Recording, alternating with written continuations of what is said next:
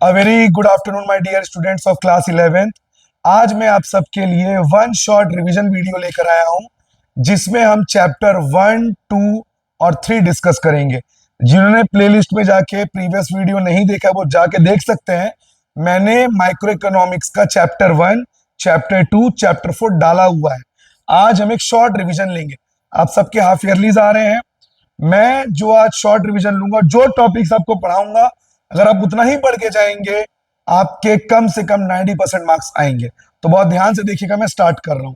सबसे जो पहला चैप्टर है माइक्रो इकोनॉमिक्स का, सबसे पहला चैप्टर क्या नाम है? पहले चैप्टर का इंट्रोडक्शन।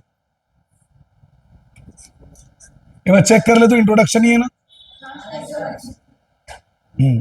तो सबसे पहला टॉपिक जो हम डिस्कस करेंगे वो है सेंट्रल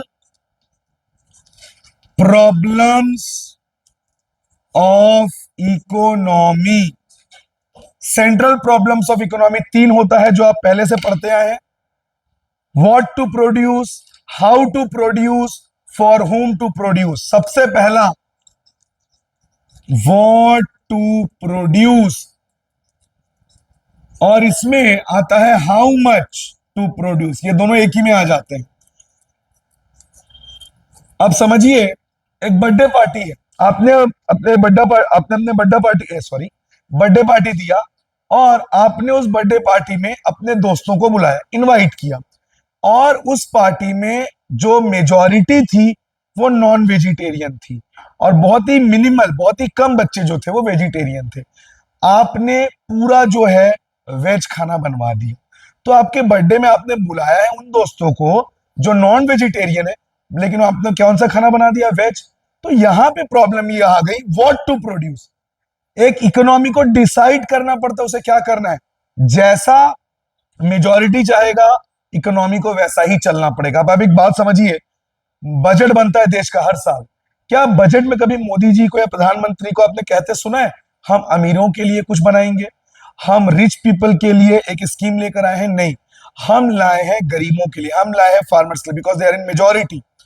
तो व्हाट टू प्रोड्यूस में ये देखना पड़ता है इकोनॉमी कौन से गुड्स प्रोड्यूस करेगा। 2 प्रकार के गुड्स होते हैं, कैपिटल और कंज्यूमर। ये जो मैंने आपको बर्थडे पार्टी का एग्जांपल दिया, बर्थडे में आपने बुलाया किनको था? अपने उन दोस्तों को जो नॉन वेजिटेरियन है, तो आपको वैसा खाना बनाना चाहिए था, और साथ ही साथ जो वेज है उनके लिए भी कुछ बनाना चाहिए था, तब पार्टी सक्सेस होता। तो अब एक बात बताइए, कैपिटल गुड्स में अगर मैं वॉर गुड्स की बात करूं, missile, tank, ammunition, helicopter, all these things, हमारे लिए वो भी इंपॉर्टेंट है और हमारे लिए कंज्यूमर गुड्स भी इंपॉर्टेंट है। हमें दोनों के बीच में बैलेंस बना के चलना पड़ेगा। आज पाकिस्तान में आटा 700 रुपए केजी है, टमाटर 400 रुपए केजी है। रीजन, पाकिस्तान ने अपना पूरा जीडीपी वॉर गुड्स में लगा दिया, यानी आम आदमी के बेनिफिट के लिए उन्होंने इंफ्रास्ट्रक्चर डेवलप ही नहीं किया, जिससे उस देश में महंगाई, इन्फ्लेशन बहुत बढ़ गई है। तो देश की सिक्योरिटी तो अच्छी हो गई है, लेकिन देश बहुत ही ज्यादा खराब स्थिति में बिकॉज ऑफ हाइपर इन्फ्लेशन, क्योंकि वहां पे बैलेंस नहीं है। लेकिन हमारे देश में, क्या हमारे देश में आटा 700 रुपए केजी है? क्या हमारे देश की सिक्योरिटी डेंजर में? नहीं। जब कोरोना था, इंडिया ने Rafale jets, 5th generation Rafale jets हमने फ्रांस से खरीदा। क्यों? उस समय तो देश में कोरोना चल रहा था। क्यों लिया गया? बिकॉज हमारे जो पड़ोसी, हमारे जो नेबर्स है, चाइना, पाकिस्तान, इनके साथ हम कभी भी वॉर में आ सकते हैं। तो हमने वॉर गुड्स भी लिया, और हमारे देश में कंज्यूमर गुड्स के लिए फैक्ट्रीज भी हैं, जिससे हमारे देश में सिक्योरिटी भी अच्छी है और हमारे देश में खाने पीने की चीजें बहुत ज्यादा महंगी नहीं। तो व्हाट टू प्रोड्यूस में consumers good has also to be made, and war goods or capital goods has also to be made, so that the security of the country and also the inflation and the market price of goods remains in control. तो what to produce में दोनों goods बनाना पड़ेगा, capital goods जिसमें हम war goods को ले रहे हैं वो भी, और कंज्यूमर गुड्स। जैसे आप रशिया यूक्रेन का स्थिति देख लीजिए, सिचुएशन पिछले 3 साल से रशिया और यूक्रेन में वॉर चल रहा है। आज यूक्रेन में खाने की चीजें इतनी महंगी हो गई है। क्यों? बिकॉज वॉर की वजह से यूक्रेन ने अपना पूरी इकोनॉमी को शिफ्ट कर दिया है वॉर गुड्स में, जिससे कंज्यूमर गुड्स बन नहीं रहे हैं और देश में बहुत हालत खराब है।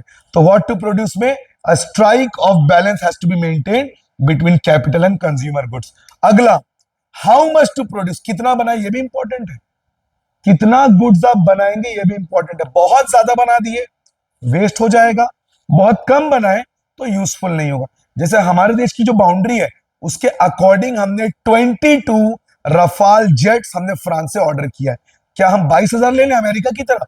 क्या अमेरिका की तरह इंडिया हर जगह अलग अलग कंट्रीज पे वॉर में एंगेज है? नहीं, इंडिया को अपने अकॉर्डिंग चलना है, इंडिया को अपने बाउंड्री के हिसाब से चलना है। तो हाउ मच टू प्रोड्यूस में ये देखना पड़ेगा। कंज्यूमर गुड्स, हमारे देश का पॉपुलेशन 140 करोड़ है। क्या हम न्यूजीलैंड के जितना खेती करें? क्या हम न्यूजीलैंड के जितना फैक्ट्री बनाए? चल जाएगा? नहीं चलेगा, बिकॉज हमारा पॉपुलेशन बहुत ज्यादा है। तो हाउ मच टू प्रोड्यूस में हमें देखना पड़ेगा हम कितना बना रहे।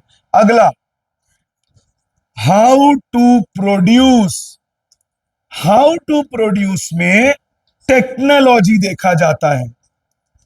टेक्नोलॉजी, अगर भारत जैसा देश जो डेवलपिंग है, जहां पे आज भी बहुत सारे लोग अनएम्प्लॉयड है, यहां तो स्थिति इतनी खराब है, स्वीपर के जॉब के लिए एमबीए वाले नाली में उतर के डेमो देते हैं कि हम अच्छा स्वीपिंग करते हैं। आप सोचिए स्थिति कितनी खराब है। कुछ हजारों की वैकेंसी के लिए लाखों लोग जॉब देने निकल पड़ते हैं। ये किसी गवर्नमेंट की फॉल्ट नहीं है, एक्चुअली हमारा पॉपुलेशन इतने ज्यादा है कि हम क्या करें, कहां से इतना नौकरी जनरेट करें। तो भारत जैसे देश में जो डेवलपिंग है वहां पे काम होना चाहिए। हाँ, लेबर इंटेंसिव। लेबर इंटेंसिव का मतलब मशीनों के बजाय इंसानों से काम कराइए। इससे लोगों को क्या मिलेगा? एम्प्लॉयमेंट। अगर आपने फैक्ट्री लगाई है, वहां पे मशीनों के बजाय आप इंसानों से काम कराएं तो बहुत सारे लोगों को एम्प्लॉयमेंट मिलेगा। तो भारत जैसे देशों में जो डेवलपिंग है वहां पे लेबर इंटेंसिव, इंसानों से काम कराएं, मजदूरों से। और डेवलप्ड कंट्रीज जैसे यूएसए, वहां पे काम किससे होगा? मशीनों से, जिससे हम कहेंगे कैपिटल इंटेंसिव, क्योंकि वहां पे बेरोजगारी प्रॉब्लम नहीं, वहां पे लोगों के पास बहुत पैसा है, तो वहां पे काम किससे होगा? मशीन से, यानी कैपिटल इंटेंसिव। तो किस में आ जाएगा? How to produce. अगला है फॉर whom टू प्रोड्यूस।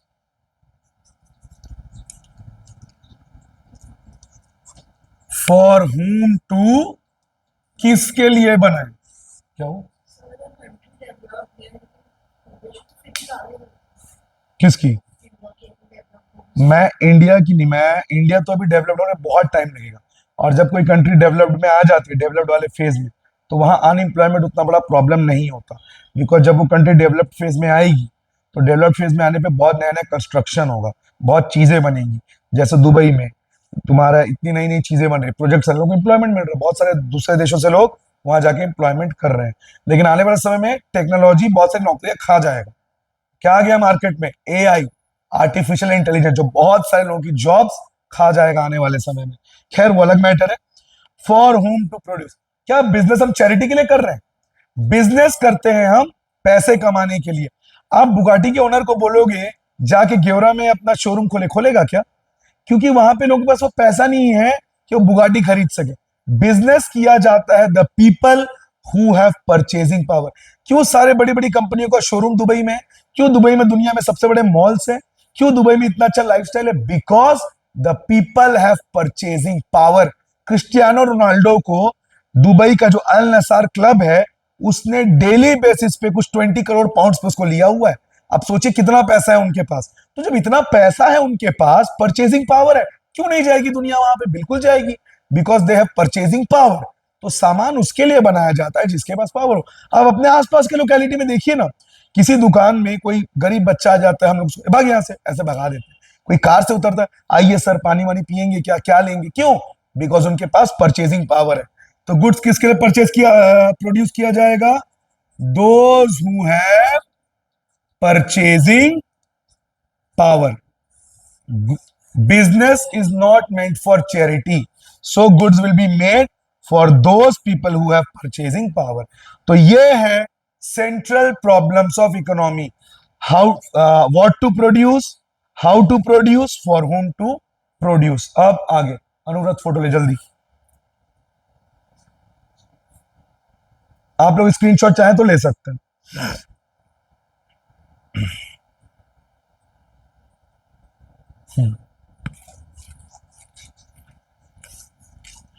अब मैं आपको इसमें दो चीजें और बताना चाहूंगा बच्चों।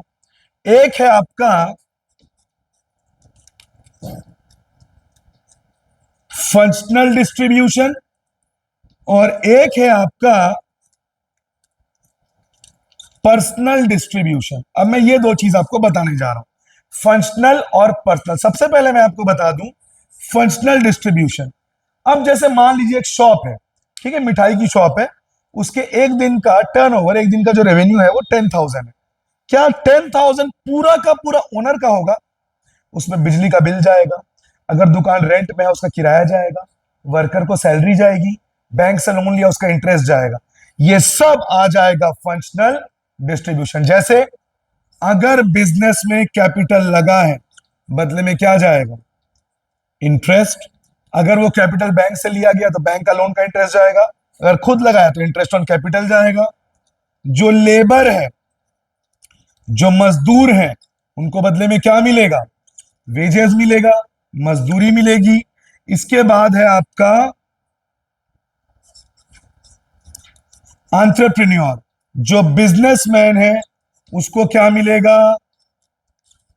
प्रॉफिट मिलेगा। तो इस तरह से जो चीजें हैं वो जाएंगी, कैपिटल के बदले इंटरेस्ट, लेबर को वेजेस, एंटरप्रेन्योर को प्रॉफिट। और अगर शॉप आपकी उसमें है, क्या बोलते हैं उसको, किराए में है, आपने जो प्रेमाइसेस, आप उसके ओनर नहीं है, तो बदले में आपको और क्या देना पड़ेगा? रेंट देना पड़ेगा। ये सारी चीजें आ जाती हैं फंक्शनल डिस्ट्रीब्यूशन। चेक करो तो वही है ना, बुक में लिखी हुई है, देखो।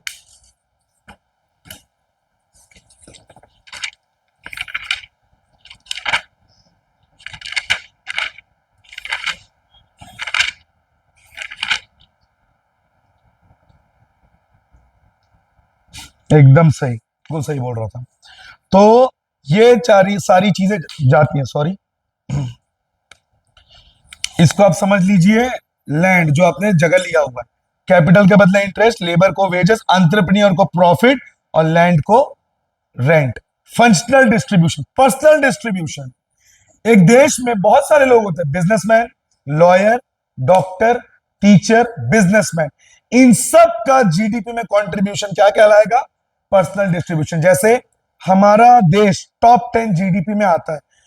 पहले, बहुत पहले, आज से कुछ 40-50 साल पहले हमारे देश के जीडीपी में जो फार्मिंग एग्रीकल्चर का शेयर था, पर्सनल डिस्ट्रीब्यूशन, वो बहुत ज्यादा था। आज के डेट में सर्विस सेक्टर का पर्सनल डिस्ट्रीब्यूशन में जो शेयर है वो एग्रीकल्चर से आगे जा चुका है। तो देश के जीडीपी में फार्मर का कितना कंट्रीब्यूशन है, लॉयर का कितना कंट्रीब्यूशन है, सर्विस सेक्टर का कितना है, बिजनेसमैन का कितना है, वो सब किस में आ जाएगा? Personal distribution. जल्दी जल्दी। और एक बात और बच्चों, ये जो मैंने आपको बताया, कैपिटल, लेबर, एंटरप्रेन्योर, लैंड, इसको कहते हैं फैक्टर्स ऑफ प्रोडक्शन। कोई भी फैक्ट्री इनके बिना होगा? बिजनेसमैन फैक्ट्री लगाएगा, जमीन में फैक्ट्री लगेगी, मजदूर काम करेगा, मशीन खरीदने के लिए चाहिए पैसा, इनके बिना प्रोडक्शन नहीं हो सकता। क्या कहेंगे इनको? Factor of production. और ये जो मैंने लिखा, इंटरेस्ट, वेजेस, प्रॉफिट, रेंट, इसको कहेंगे फैक्टर पेमेंट। ये आपके 1 मार्क्स के एमसीक्यू में आ सकता है, फैक्टर पेमेंट। अब आगे ले लिया फोटो, ओके।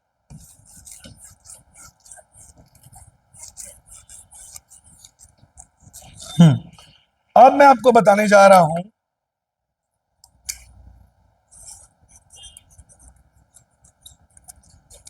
अपॉर्चुनिटी कॉस्ट, जिसको कहते हैं second best option left out. जो सेकेंड बेस्ट ऑप्शन लेफ्ट किया गया, जैसे मान लीजिए मेरे जेब में 25,000 है, मैं उससे लैपटॉप भी ले सकता था, मोबाइल भी ले सकता था, मैंने लैपटॉप ले लिया, क्या छोड़ दिया मैंने? मोबाइल। क्या कहलाएगा वो? Opportunity cost. मेरे को 3 जगह से जॉब का ऑफर है, ए में 25,000, बी में 30,000, सी में 35,000। किसको चुनूंगा मैं? सी को। 35 छोड़ा किसको मैंने? 30 और 25 को। सेकंड बेस्ट कौन सा था? 30 का। तो जो सेकंड बेस्ट ऑप्शन आप लीव कर देते हो, क्या कहेंगे इसको? Opportunity cost. मेरे पास एक खेत है, एक लैंड है, और वहां पे ब्लैक सॉइल है, कॉटन भी उग सकता है, टोमेटो भी उग सकता है, लेकिन हमें पता है ब्लैक सॉइल में कॉटन ज्यादा अच्छा ग्रो होता है। मैंने कॉटन ग्रो किया, क्या छोड़ दिया मैंने? टोमेटो। क्या बन जाएगा वो? Opportunity cost. Second best option left out for the best option is known as opportunity cost. तुम्हारे सिलेबस में पॉजिटिव और नॉर्मेटिव है क्या? कि वो 12th में पॉजिटिव और नॉर्मेटिव? अब मैं डिस्कस करने जा रहा हूं पॉजिटिव और नॉर्मेटिव। अब ये पॉजिटिव और नॉर्मेटिव क्या होता है? देखिए, बहुत सारे ऐसे इकोनॉमिस्ट हैं जिनका ये मानना है economist should not indulge himself और herself in value judgements, in social values. We are only here to give suggestions about money. It's not our job, it's not our duty to see whether the money is coming legally और by right path और ethically it is not correct. मतलब एक economist को ये कभी नहीं सोचना चाहिए क्या एथिकल है क्या अनएथिकल है। हमें सिर्फ इस बात से मतलब है पैसा कहां से आ रहा है। तो इनका मानना है शराब बेचो, हम तो नहीं बोल रहे शराब पियो, हम बेच रहे हैं, हमें उससे टैक्स मिलेगा। गुटखा बेचो, हमें उससे टैक्स मिलेगा। लिकर बेचो, उसमें टैक्स मिलेगा। ड्रीम 11 जो आज की युवा पीढ़ी जो है, जो आज की आपकी यूथ है, जो लगातार जाके सट्टे खेल 10 लगाएगी, कल 100 लगाएगी, 10 अलग इस तरह से बर्बाद हो जाएगी। लेकिन आपको पता है जो 100 रुपए अगर किसी को मिल रहा है ड्रीम 11 में, 60 रुपीज गवर्नमेंट को टैक्स चला जाता है। इसका मतलब आज अगर ड्रीम 11 और ये सारे एप्स बंद हो जाए, गवर्नमेंट को बहुत बड़ा रेवेन्यू मिलना बंद हो जाएगा। तो जो पॉजिटिव इकोनॉमिक्स है, no judgment, no judgment, no moral values,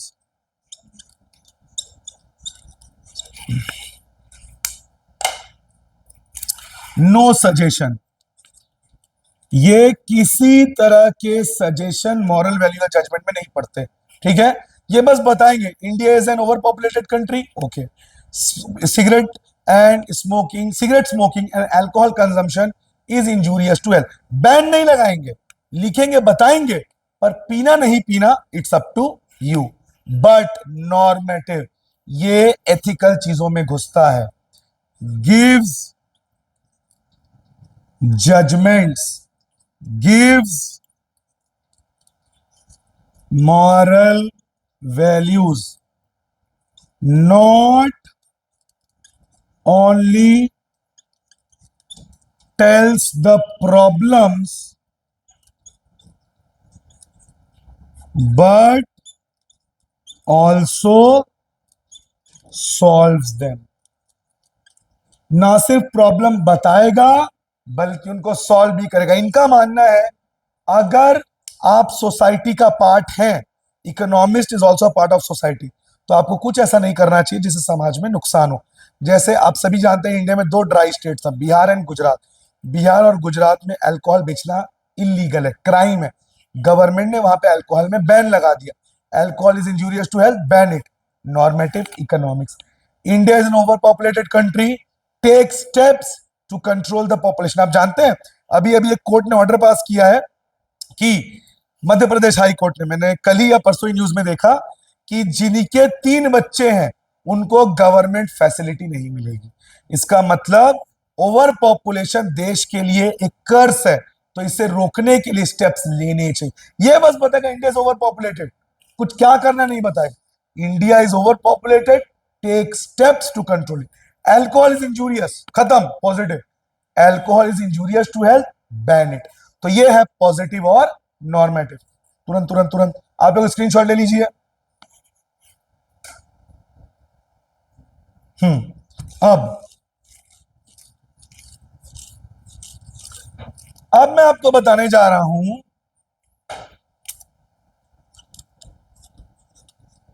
micro economics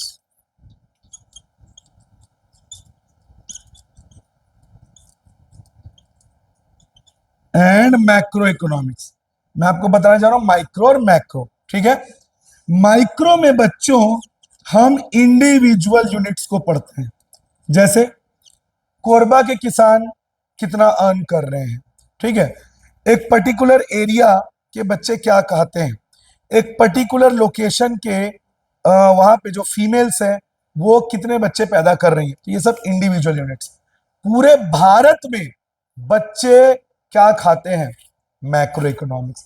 पूरे भारत में फार्मर्स को मोदी जी हर महीने किसान सम्मान निधि योजना के तहत 500 रुपीज देते हैं, मैक्रो इकोनॉमिक्स।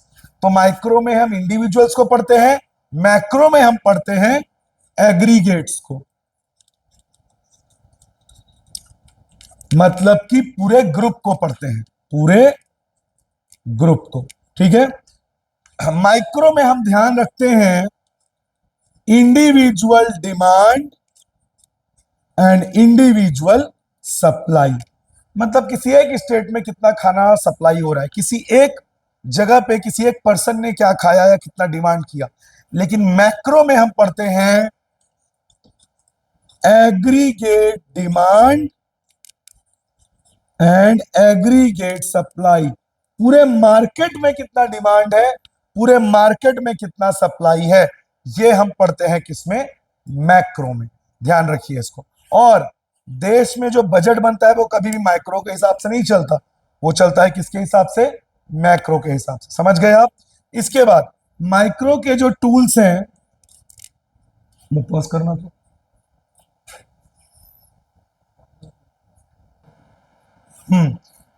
माइक्रो में हम ये देखते हैं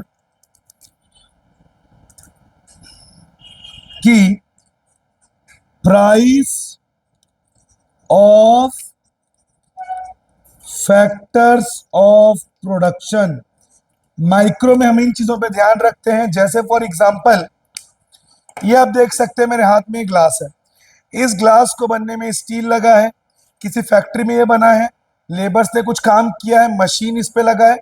तो पर्टिकुलरली जो जो चीज इसमें लगी है उसका प्राइस कितना है, बिकॉज जब इस ग्लास का प्राइस कंपनी ने डिसाइड किया होगा तब देखा होगा कितना लेबर चार्ज हुआ, कितना इलेक्ट्रिसिटी लगा, गवर्नमेंट कितना टैक्स लगा, तब जाके इस ग्लास का प्राइस तय किया जाएगा। तो वो सब हम किसमें देखते हैं, माइक्रो में, price of factors of production.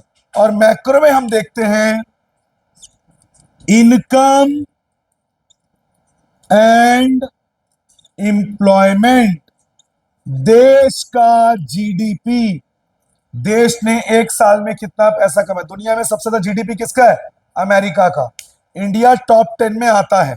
तो पूरे देश का एक साल का इनकम, इसको आपने 10 में एसएसटी में भी पढ़ा है, जीडीपी, ग्रॉस डोमेस्टिक प्रोडक्ट या इनकम। और एम्प्लॉयमेंट, पूरे देश में कितने लोगों के पास जॉब्स हैं या कितने लोगों के पास जॉब्स नहीं है। ठीक है। और माइक्रो ये मान के चलता है it is dynamic and macro is static, और मैक्रो मान के चलता है it is dynamic but micro is static. अब ये डायनेमिक और स्टैटिक क्या होता है बच्चों, डायनेमिक मतलब जिसमें चेंज आती जाए, स्टैटिक जो हमेशा स्टेबल है, जो कभी चेंज ना हो। जैसे तालाब का पानी स्टैटिक होता है, एक ही जगह रहता है, वो सड़ जाता है। नदी कितने सालों से है, क्या वो कभी सड़ता है, कि वो कंटिन्यूअसली फ्लो होता है, डायनेमिक। तो जो मार्केट में रहेगा उसको मार्केट के साथ चेंज होना। आप बताइए, आज से 10 साल पीछे चले जाइए, फोन पे जीपे जैसा कुछ नहीं था। आज अगर कोई दुकान ये बोल दे मैं जीपे फोन पे से पैसा नहीं लूंगा, उसका बिजनेस चल पाएगा, नहीं। आज एआई इंटेलिजेंस, जो आर्टिफिशियल इंटेलिजेंस है, ये हमारे लाइफ का पार्ट बनते जा रहा है। आने वाले समय में जो एआई से नहीं सीखेगा वो मार्केट से बाहर हो जाएगा। तो पता है माइक्रो क्या कहता है, मैं डायनामिक हूं, मैं मार्केट के हिसाब से चलता हूं। मैक्रो जो है वो स्टैटिक हो, मार्केट के हिसाब से नहीं चलता। और मैक्रो क्या बोलता है, मैं डायनेमिक हूं, मैं मार्केट के हिसाब से चेंज होता हूं, माइक्रो चेंज नहीं होता। मतलब माइक्रो अपने आप को सुपीरियर समझता है और मैक्रो खुद को सुपीरियर। पर रियलिटी तो ये है दोनों ही इंपॉर्टेंट है, दोनों एक दूसरे के ऊपर डिपेंड करेंगे। बिकॉज अगर हमें, जैसे समझे मेरी ये बॉडी है, अगर मैं बोल रहा हूं मैं पूरी तरह से हेल्दी हूं, मतलब मेरे बॉडी के हर पार्ट का चेकअप हुआ है और मैं हेल्दी हूं। अगर मेरे बॉडी के एक पार्ट में भी प्रॉब्लम है, क्या मैं हेल्दी कह पाऊंगा खुद को, नहीं। तो अगर हम कह रहे हैं कि देश का जीडीपी आगे बढ़ रहा है, इसका मतलब पूरे देश के हर स्टेट को हमें साथ लेकर चलना पड़ेगा। केरल में लिटरेसी रेट बहुत हाई, हम खुश हो रहे हैं। बिहार में क्या हाल है, उड़ीसा में क्या हाल है? तो अगर हमें देश को लेकर सोचना है तो हमें मैक्रो लेके चलना पड़ेगा, और जब मैं मैक्रो की बात करूंगा तो माइक्रोस में ऑटोमेटिकली आ जाएगा। तो ये है माइक्रो और ये है मैक्रो। 11th में आप पढ़ रहे हो माइक्रो, 12th में जब आप जाओगे तब आप पढ़ोगे मैक्रो। स्क्रीनशॉट ले लीजिए।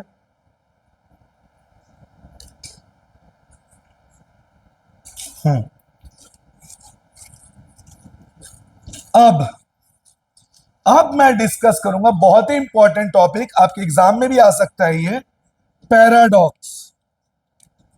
Paradox of micro and macro. बहुत ध्यान से सुनिएगा इसको। पैराडॉक्स, एक के लिए सही सामने वाले के लिए गलत। जैसे मान लीजिए जो स्मोक करता है उसके लिए तो स्मोक बहुत अच्छा लग रहा है उसको, लेकिन जो पैसिव स्मोकर है जिसके आसपास बैठे हैं उनको कितना खराब लग रहा है। तो माइक्रो के लिए अगर कुछ अच्छा है तो हो सकता है मैक्रो के लिए बुरा हो। चलिए एक एग्जांपल से समझते हैं। पूरे इंडिया में सबसे ज्यादा खरीदारी शॉपिंग कब होती है? दिवाली, धनतेरस, फेस्टिव सीजन में। सभी दुकानों ने अपने नया नया स्टॉक लगवा लिया है। बर्तनें खरीदी जाएंगी, गाड़ियां खरीदी जाएंगी, कपड़े, इधर ध्यान दो, कपड़े खरीदे जाएंगे, सब कुछ नया नया आइटम लिया जाएगा। दुकान वाले भी बहुत उम्मीद में है कि यार पूरे साल भर की मंदी चली जाएगी, डिप्रेशन खत्म हो जाएगा, बिकॉज अभी फेस्टिव सीजन है, भारत के पब्लिक के पास भरपूर पैसा है, बर्तन खरीदे जाएंगे, गाड़ियां, मतलब सब कुछ खरीदा जाएगा। अब मान के चलिए इंडियन कोरबा को ले लेते, कोरबा के पब्लिक ने डिसाइड किया इस बार फेस्टिव सीजन में हम कुछ नहीं खरीदेंगे, ना कपड़े, ना बर्तन, ना गाड़ियां, ना कुछ। अब मुझे बताइए पूरे मार्केट ने क्या डिसाइड किया? पैसा सेव कर लेंगे, they will save the money. क्या सेविंग कभी खराब होता है? इंडिविजुअल तो उनके परिवारों के लिए बहुत अच्छा हो गया, दिवाली में चीजें नहीं खरीदे, पैसा बच गया, आगे फ्यूचर में उन्हीं के काम आएगा। पर मुझे बताइए इंडिविजुअल के लिए, इंडिविजुअल यानी माइक्रो, माइक्रो के लिए सेविंग तो बहुत अच्छा है, वेरी गुड, पर मार्केट के लिए, मार्केट यानी मैक्रो के लिए सेविंग बहुत खराब है, मार्केट को बर्बाद करके छोड़ देगा। अब मुझे बताए, सब लोगों ने डिसाइड किया नहीं खरीदेंगे, दुकान वालों ने एक्स्ट्रा एक्स्ट्रा स्टॉक मंगा के रखा था, स्टॉक रह गया, दुकान वालों को करोड़ों का लॉस हो गया। गवर्नमेंट सोच रही थी इतना कुछ बिकेगा, मैं जीएसटी लगा के करोड़ों रुपए कमाऊंगा, गवर्नमेंट को टैक्स भी नहीं मिला। गवर्नमेंट ने सोचा था जो जीएसटी से पैसा आएगा उससे मैं बिहार में एक नया एयरपोर्ट बनाऊंगा जिससे वहां के लोगों को रोजगार मिलेगा। गवर्नमेंट का प्लान गया, ना टैक्स आया, ना सरकार की कमाई हुई, ना सरकार जो सोच रही थी कि मैं उस पैसे के नया एयरपोर्ट बनवाऊंगा लोगों को जॉब मिलेगा, जॉब भी गया। जिन दुकान वालों ने एक्स्ट्रा एक्स्ट्रा स्टॉक मंगाया था उनको लॉस हो गया, उनको मजबूरी में अपने यहां से वर्कर्स को नौकरी से निकालना पड़ा, पूरे मार्केट में डिप्रेशन आ गया। सोचिए दिवाली में जहां पे एक दिन में इंडिया में बिलियंस ऑफ डॉलर का बिजनेस होता है वो नहीं हुआ, पूरा मार्केट खराब हो गया। तो समझिए सेविंग माइक्रो के लिए गुड है पर पूरे मार्केट के लिए सेविंग खराब है। तो इसे क्या कहते हैं? पैराडॉक्स।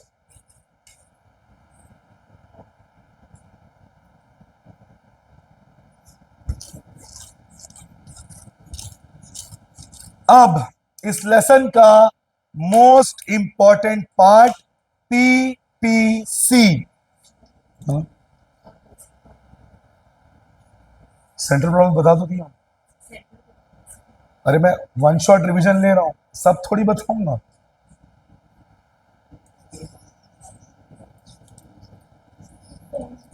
और तो मैच करना, अभी आज जो करा रहा हूं माइक्रो का, कम से कम 30 to 35 मार्क्स इसी में से आए।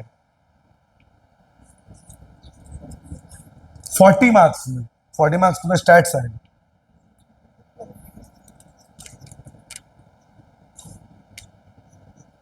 प्रोडक्शन पॉसिबिलिटी कर्व, जिसको पीपीसीबी कहते हैं, यूज्ड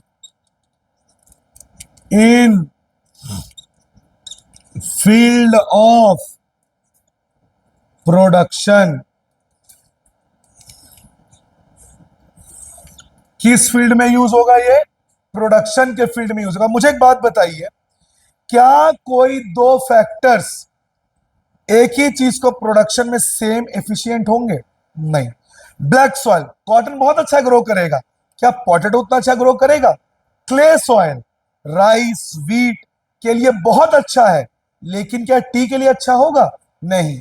कोई आदमी जो पिछले 20 साल से ऑटोमोबाइल फैक्ट्री में काम कर रहा है, बहुत बढ़िया काम कर रहा है, एक्सपर्ट हो गया है, अब क्या उससे आप ये उम्मीद करेंगे कि वो हलवाई फैक्ट्री में यानी हलवा या मिठाई दुकान में उस एफिशिएंसी से काम कर पाएगा? नहीं, बिकॉज वो उस चीज में एक्सपर्ट नहीं है।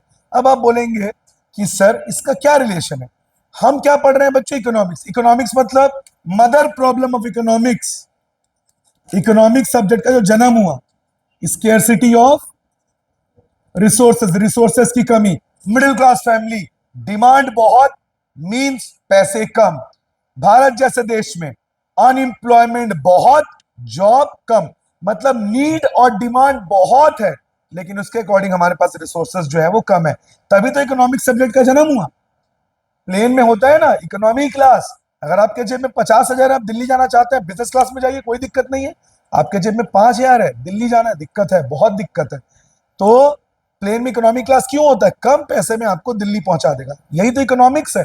इकोनॉमिस्ट को आज के समय में क्यों इतना इंपॉर्टेंस देता है? बिकॉज दुनिया में इस बढ़ते पॉपुलेशन को इकोनॉमिस्ट कम रिसोर्सेज से ज्यादा सेटिस्फाई करने की कोशिश करते। तो यही तो इकोनॉमिक्स है कि हमारे पास रिसोर्सेज की कमी है। जैसे यूक्रेन और रशिया का वॉर चल रहा है, अब आप बोलेंगे वॉर गुड्स भी बनाओ, कंज्यूमर गुड्स भी बनाओ। नहीं, हम इको पढ़ रहे हैं, रिसोर्सेज बहुत नहीं है। कल तक जिस फैक्ट्री में गाड़ियां बन रही थी, आज उन फैक्ट्रियों में गोले बारूद बन रहे। कल तक जिन फैक्ट्रियों में कंप्यूटर्स बन रहे थे, आज उन फैक्ट्रीज में मशीन गन्स बन रहे। Why? Because the country is engaged in full fledge war against Russia. और बहुत डर है इस दुनिया को कि रशिया न्यूक्लियर अटैक ना कर दे यूक्रेन पे।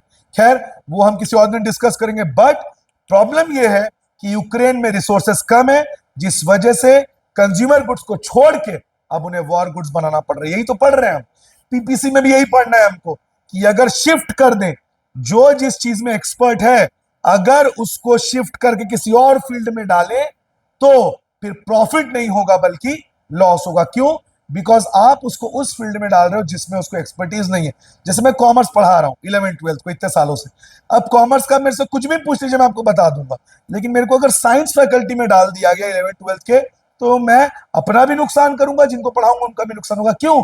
बिकॉज वो मेरा फोटे, वो मेरा फील्ड नहीं है। तो यही है, जब आप किसी को उसके फील्ड से ट्रांसफर करते हो, शिफ्ट करते हो, तो वो क्या करने लगता है? लॉस। और इसी को कहते हैं पीपीसी। अब इसको ग्राफ से समझते हैं।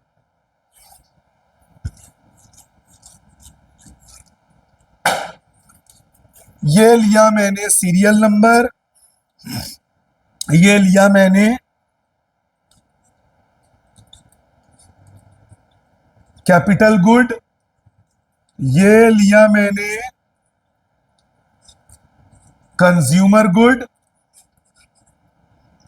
ये मेरा एमओसी मार्जिनल अपॉर्चुनिटी कॉस्ट, और ये मेरा MRS marginal rate of substitution.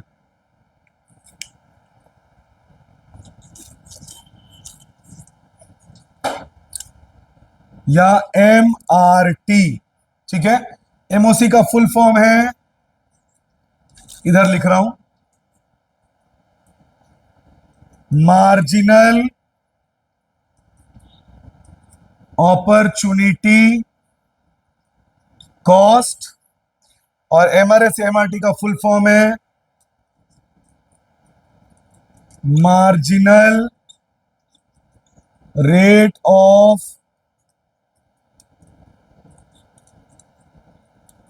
Transformation और marginal rate of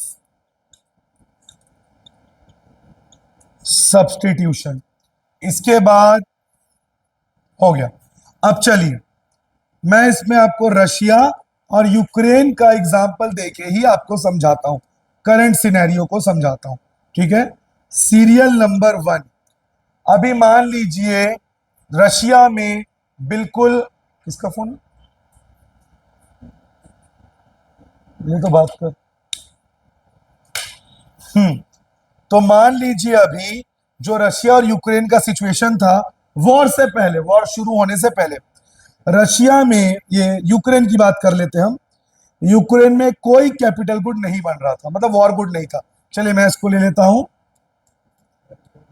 war good, जिसको मैं ले लेता हूं गन, नहीं बन रहा था। पूरा फुल फ्लेज था कंज्यूमर गुड्स। कितने कंज्यूमर गुड्स? 20। अभी कोई सैक्रिफाइस नहीं, कोई ट्रांसफॉर्मेशन नहीं।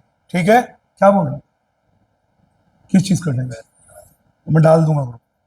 इसके बाद नंबर 2, अब रशिया के साथ यूक्रेन का वॉर डिक्लेयर हो गया। अब यूक्रेन पूरी तरह से वॉर में जाने वाला है, क्योंकि यूक्रेन में रिसोर्सेस कम है। तो कल तक जिस फैक्ट्री में कंज्यूमर गुड्स बन रहे थे, अब वहां पे कंज्यूमर गुड्स नहीं बनेगा। क्या बनेगा अब? वॉर गुड, यानी गन। तो मान लीजिए अब मशीन गन बनना शुरू हुआ, तो मुझे बताइए, यूक्रेन में रिसोर्सेस कम है, दोनों तो एक साथ नहीं चल सकता। तो कंज्यूमर गुड को सैक्रिफाइस करके, मान लीजिए इस फैक्ट्री में बन रहा था बटर, बटर कंज्यूमर गुड है, खाने वाला।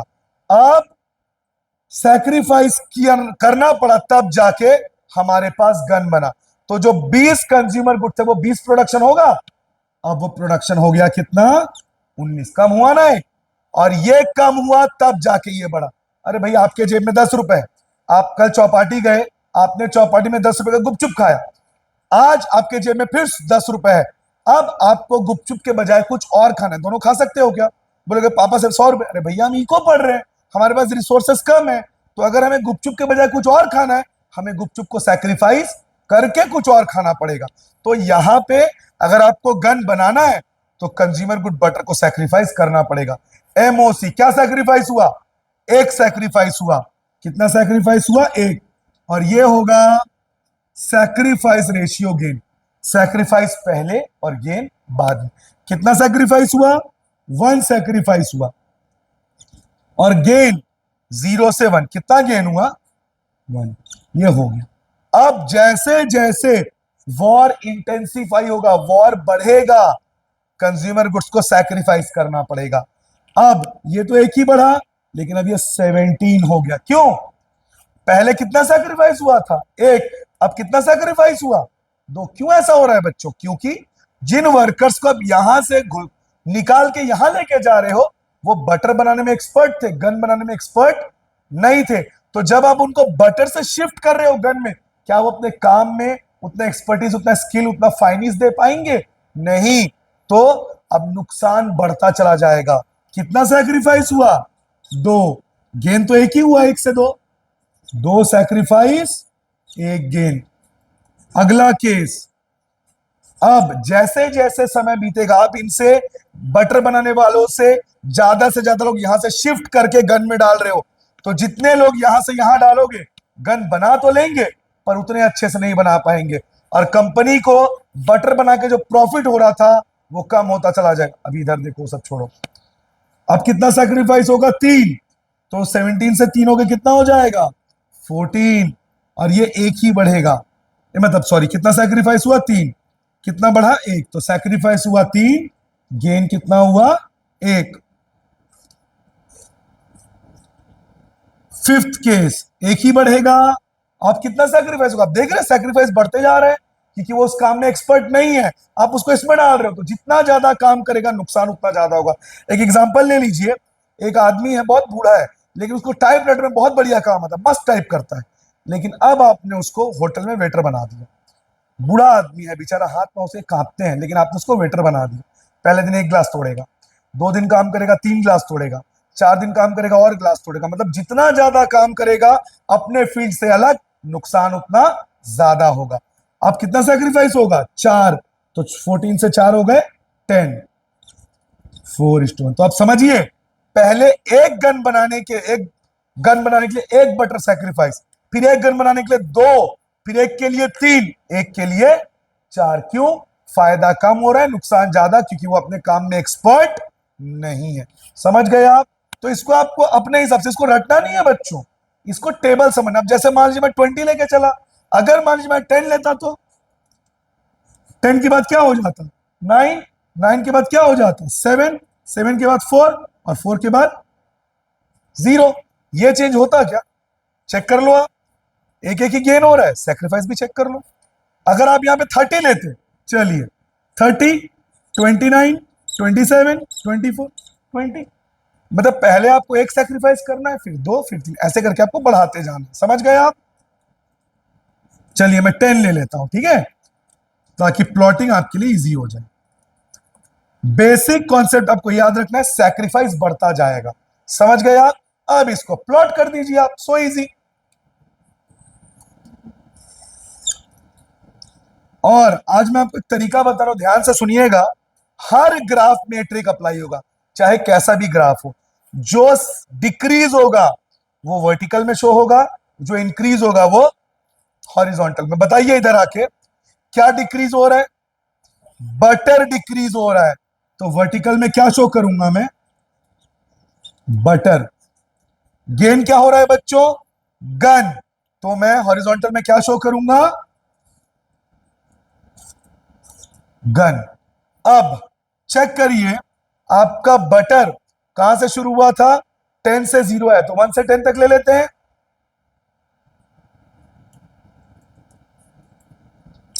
1, 2, 3, 4, 5, 6, 7, 8, 9, 10। और गन कहां तक गया है? 4 तक।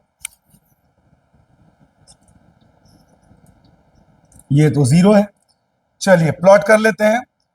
सबसे पहले जो आपका गन है वो 0 है और बटर 10 है। आप सभी जानते हैं ये एक्स एक्सिस और ये वाई एक्सिस। एक्स में आपको गन को शो करना है, बोर्ड में देखो, और वाई में आपको किसको शो करना है? बटर को। गन कितना है पहले में? 0 और बटर कितना है? 10। तो गन 0 और बटर 10, ये पहला कोऑर्डिनेट। अगला, गन 1, बटर 9। गन के सामने 1, बटर के सामने 9। ये मेरा दूसरा प्लॉट। थर्ड, गन के सामने 2, बटर के सामने 7। गन के सामने 2, बटर के सामने 7। अगला, गन के सामने 3, बटर के सामने 4।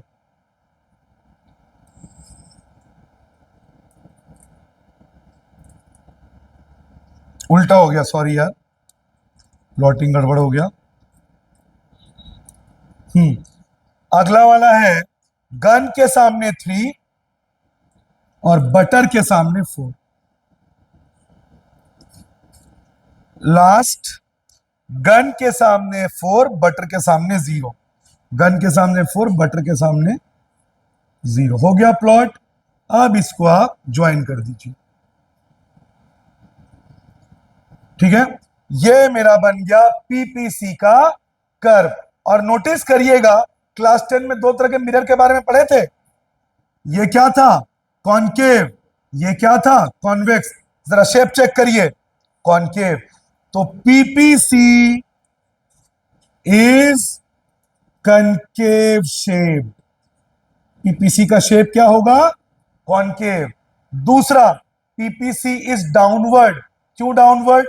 क्योंकि एक सैक्रिफाइस होगा तब जाके दूसरा गेन होगा। PPC slopes downward.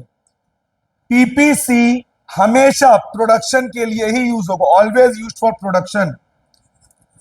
PPC always used in production. समझ गए आप? तो ये है आपका पीपीसी। स्क्रीनशॉट ले लीजिए।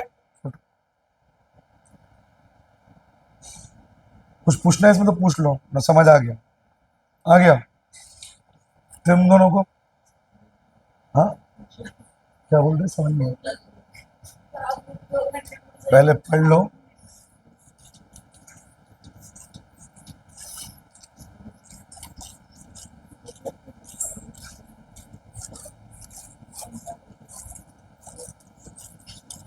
अब हम पढ़ेंगे बच्चों, एक क्वेश्चन आपके एमसीक्यू में अलग से आता है, कैन पीपीसी बी कन्वेक्स और PPC can be a straight line, ये अलग से आता है। Can PPC be convex, can PPC be a straight line? Never, नहीं हो सकता। क्यों नहीं हो सकता बच्चों? ऐसा हो सकता है आप अपने एक्सपर्ट फील्ड को छोड़ के किसी और फील्ड में जाओ, उसमें फायदा ज्यादा हो नुकसान कम हो? It is not possible. या ऐसा हो सकता है कि बार बार जितना नुकसान हो रहा है उतना ही फायदा? अब नहीं हो सकता। हमने खुद देखा था, आपने देखा जब हमने सैक्रिफाइस और गेन का रेशियो निकाला, क्या था? पहले 1:2, सॉरी, पहले 1:1, फिर 2:1, फिर 3:1, फिर लगातार आपका एमआरएस इंक्रीज हो रहा है। MRS is constantly increasing. Increase हो रहा है, चेक कर लीजिए आप। 1:1, 2:1, क्यों इंक्रीज हो रहा है? Because no two factors can be equally efficient in production. दो अलग अलग चीज एक ही चीज में सेम लेवल। आप मूवीज में आ जाइए, शाहरुख खान, उससे अच्छा रोमांटिक रोल कोई नहीं कर सकता। अक्षय कुमार, उससे अच्छा कॉमेडी कोई नहीं कर सकता।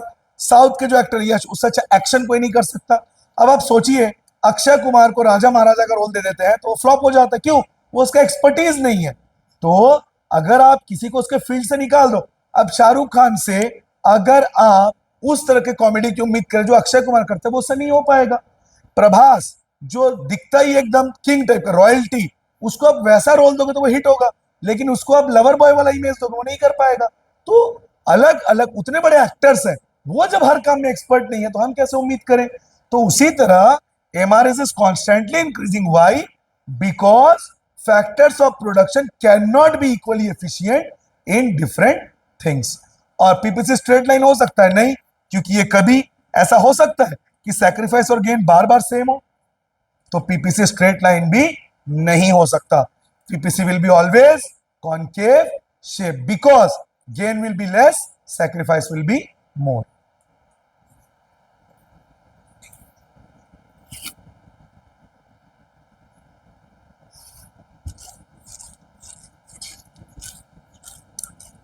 अब इस लेसन के लास्ट टॉपिक में आ गए हम, shift in PPC, rotation in PPC. Shift और रोटेशन, ये क्या होता है? सबसे पहले मैं बात करूंगा शिफ्ट की। समझ लीजिए, ये गन है और ये जैम है। जैम का production 100 units, gun 1000 units are being produced. Join करिए। अब देश में कंडीशन बहुत अच्छा है, बहुत पैसे आ रहे हैं देश के पास। जैम का भी प्रोडक्शन बढ़ रहा है, गन का भी प्रोडक्शन बढ़ रहा है। जैम का प्रोडक्शन 100 से 200 हो गया, गन का प्रोडक्शन 1000 से 1500 हो गया। क्या बोलेंगे इसको? शिफ्ट। गन में भी चेंज हुआ और जैम में भी चेंज हुआ। क्या बोलेंगे इसको? Shift. Rightward shift, shift upward shift. क्यों? आगे की ओर बढ़ा। उल्टा कर दो, गन जैम। ठीक है, मान लीजिए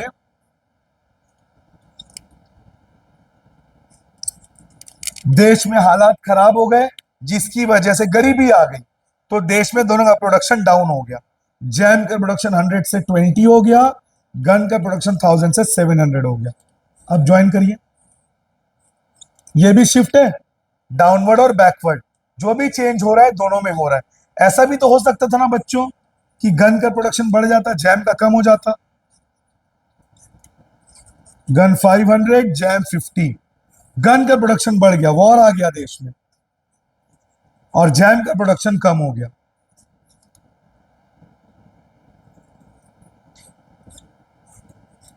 ये तो बढ़ गया, एक का प्रोडक्शन बढ़ गया, एक का प्रोडक्शन कम हो गया। सब शिफ्ट है। क्यों?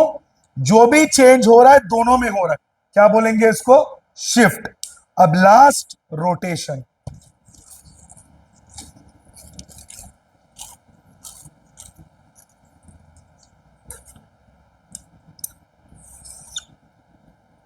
इस बार मैंने ले लिया मिसाइल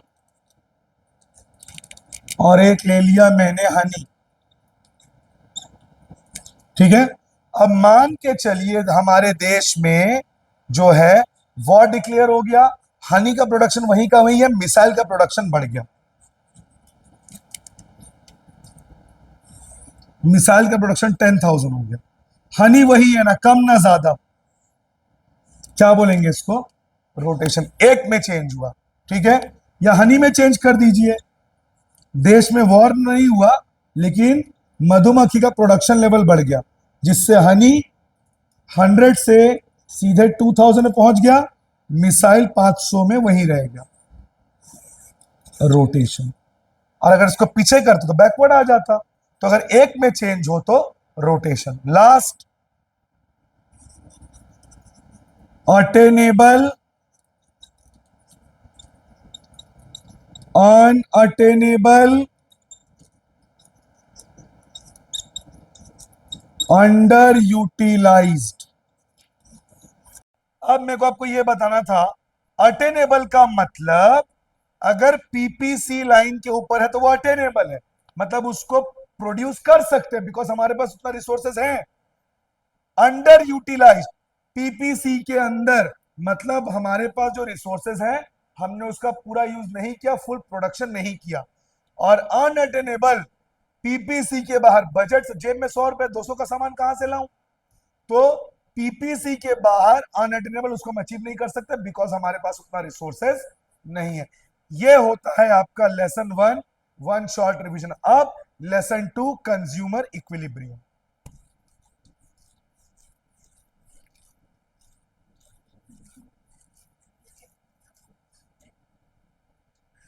चेक करते जाना कृष्णा, स्टोरेज वाला बीच में चेक करते जाना।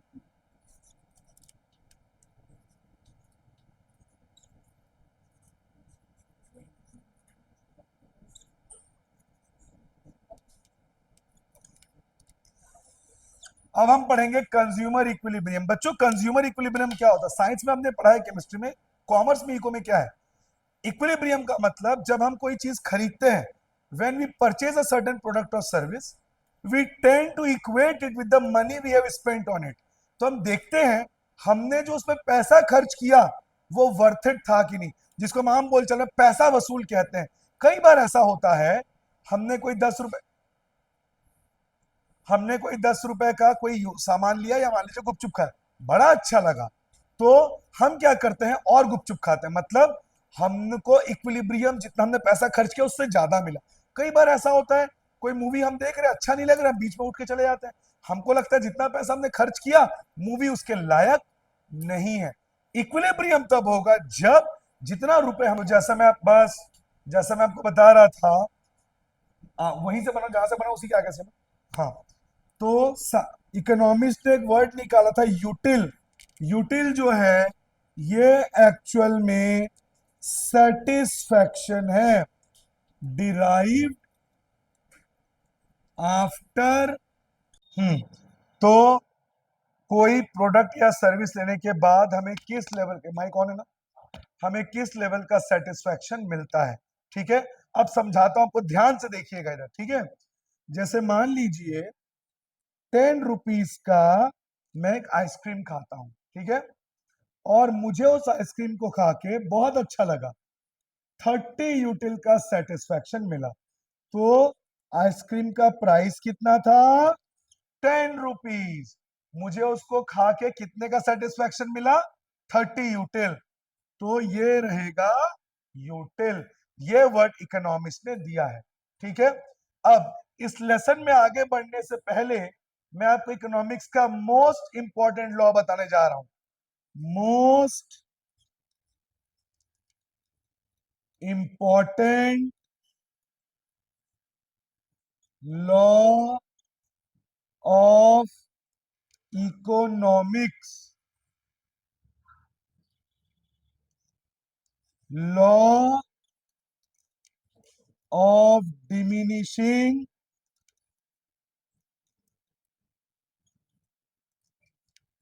Marginal utility.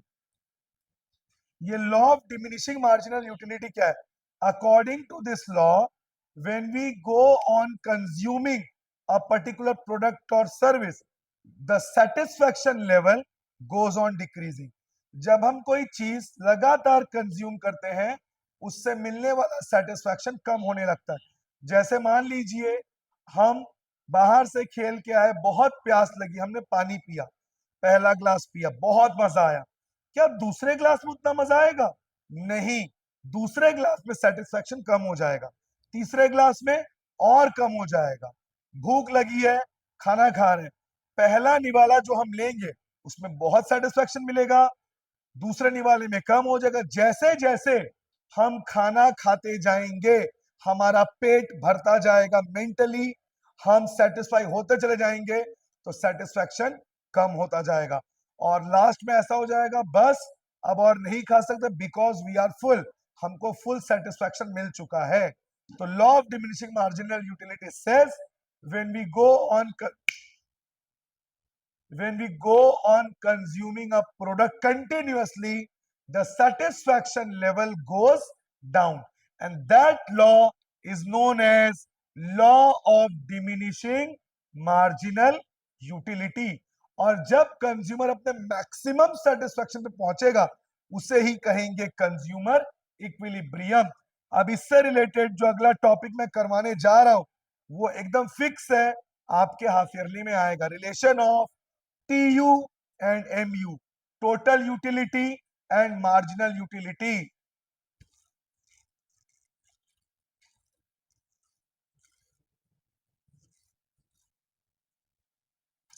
बुक में देखने को बजाय आप लोग बोर्ड में देखिए।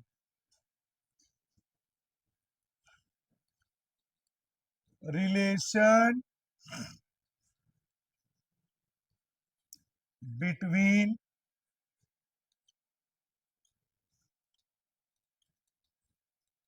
टोटल यूटिलिटी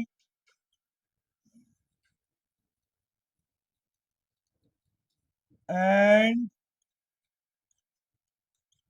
मार्जिनल यूटिलिटी, ये बहुत इंपॉर्टेंट टॉपिक है, बहुत ध्यान से आप देखिएगा, ठीक है। ये लिखा मैंने सीरियल नंबर, ये लिखा मैंने टोटल यूटिलिटी, और ये लिखा मैंने मार्जिनल यूटिलिटी। और बच्चों ध्यान दीजिएगा, इसमें मैं आपको ग्राफ और टेबल के साथ साथ मिसिंग वैल्यू भी सिखा दूंगा, ध्यान से देखिए, ठीक है। सबसे पहले ये मैंने पहली रोटी खाई, पहला जो रोटी मैंने खाया, ठीक है, मुझे बहुत सेटिस्फैक्शन मिला, मुझे सेटिस्फैक्शन मिला 30 यूटिल का। कुल मिला के मुझे, आप लोग बोर्ड में देखेंगे, 30 यूटिल का मुझे सेटिस्फैक्शन मिला।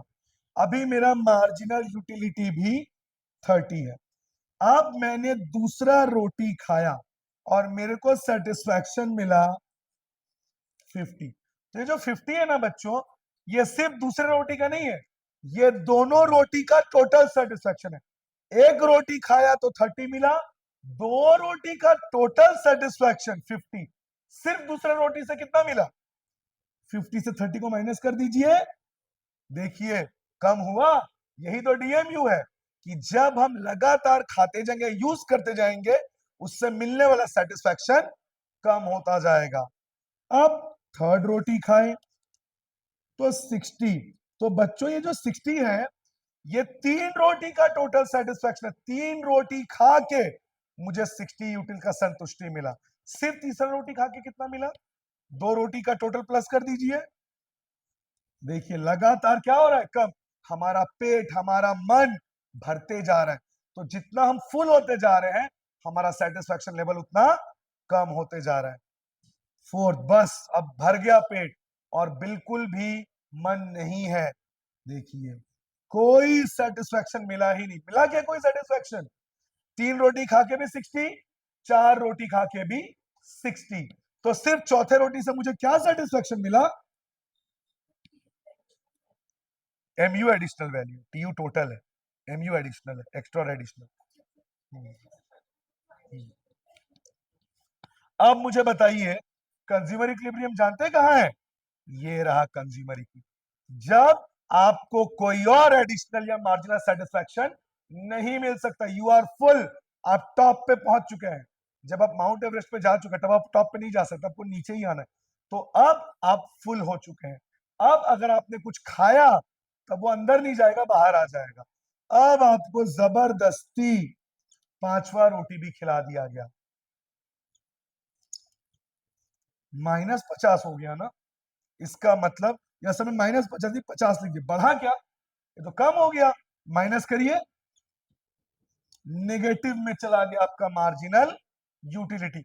अब मैं इस टेबल को देख के रिलेशन लिखूंगा, ठीक है? अगर आप रटोगे तो नहीं समझोगे। आप रिलेशन देखिए मैं कैसे लिखता हूं।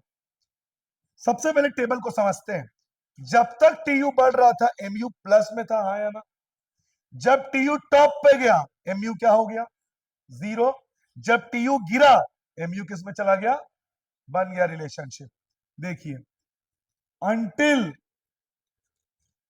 Tu is increasing,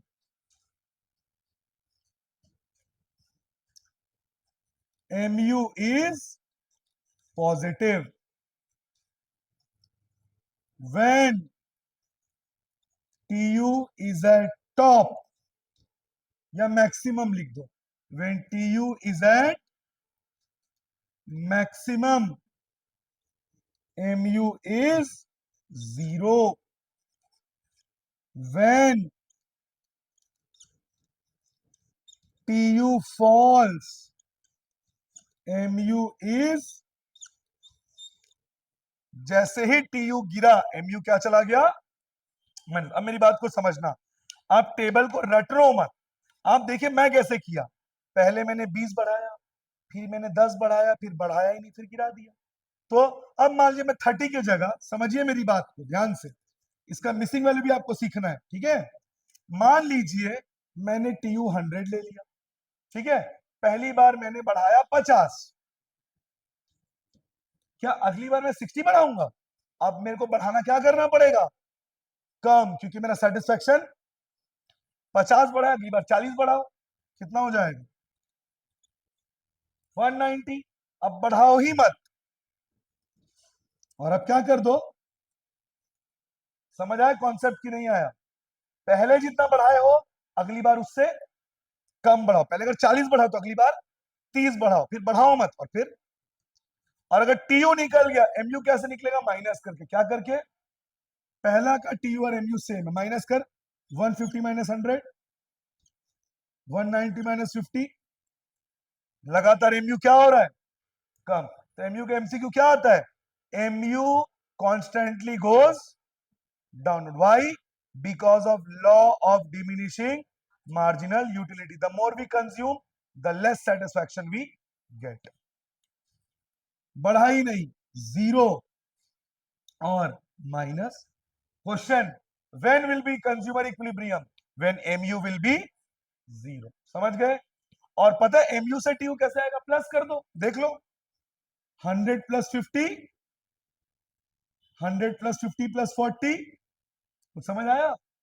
मतलब टीयू से एमयू में जाना है सब्ट्रैक्ट, और एमयू से टीयू में जाना है ऐड। समझ गए? अब इसका हम करेंगे ग्राफ। स्क्रीनशॉट ले लो इतना। हाँ हाँ, वो तो अनुव्रत ले, अच्छा तू नहीं, इन लोग लेंगे। तू क्या रोक दिया?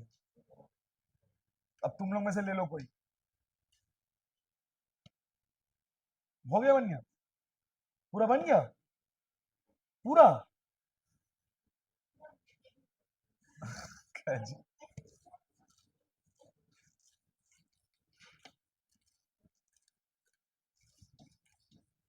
चलिए मैं इसी को देख के मेरा ग्राफ बना लेता हूं। और इस बार बच्चों जो ग्राफ आप बनाओगे, 1 मिनट, टीयू ऊपर रहेगा और एमयू नीचे। चलिए देख लेते हैं। ये मैं टीयू को बनाता हूं, ठीक है? कहां तक जा रहा है ये? हाईएस्ट 190 तक।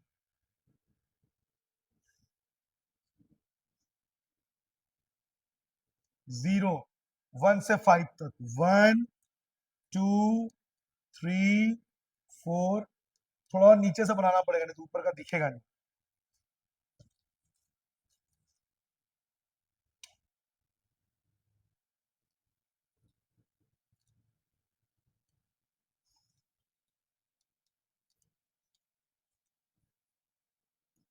0 1 2 3 4 5, यहां पे 20 का गैप लेते, 20 40 60 80 100 120 140 160 180। कृष्णा एक बार चेक कर तो पूरा 200 तक दिख रहा है कि नहीं? कंप्लीट एकदम।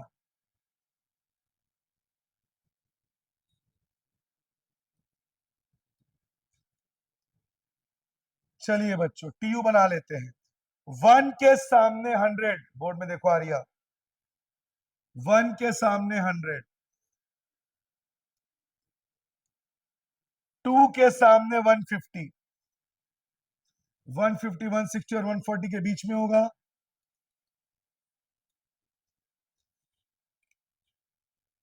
3 के सामने 190,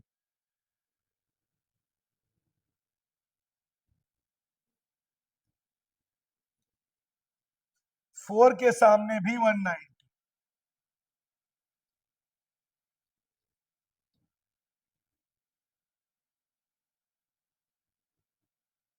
और 5 के सामने 180।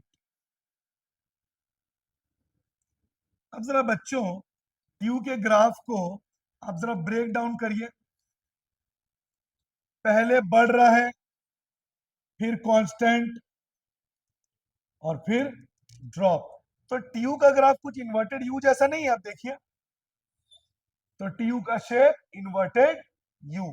अब इसके नीचे में बनाऊंगा एमयू।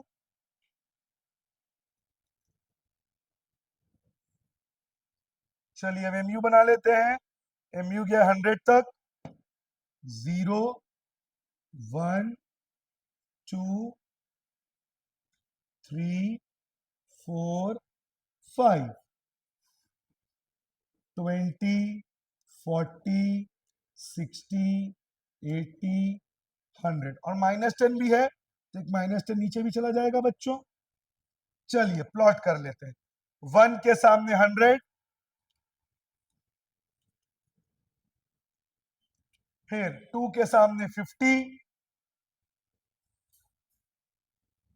फिर 3 के सामने 40,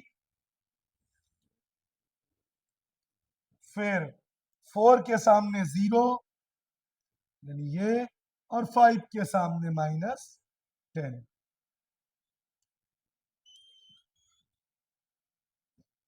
तो इस तरह से आप देखिए एमयू का जो ग्राफ है वो लगातार कहा जा रहा है, नीचे। और जहां पे एमयू 0 हुआ 4th यूनिट पे, उसको ज्वाइन कर दीजिए डॉटेड लाइंस। और पता है इसको क्या कहेंगे? कंज्यूमर। एक और चीज भी बोलते हैं, यहां लिख रहा हूं पॉइंट ऑफ सेटाइटी। पॉइंट ऑफ मतलब कंज्यूमर को मैक्सिमम सेटिस्फैक्शन मिल गया, अब और सेटिस्फैक्शन उसको नहीं मिल सकता। और मिसिंग वैल्यू के क्वेश्चंस भी आपके आ सकते हैं। चलिए देखिए, जैसे मान लीजिए मिसिंग वैल्यू है, क्या बोला था? प्लस कर दीजिए, 100 प्लस 50 प्लस 40 आ गया। और मान लीजिए ये वाला मिसिंग होता, ये गिवन है 190 माइनस 150। कुछ समझ आए मिसिंग वैल्यू कैसे निकालोगे?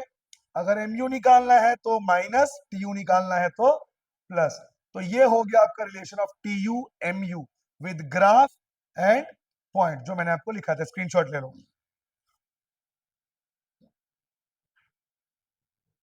ये ले लीजिए फोटो।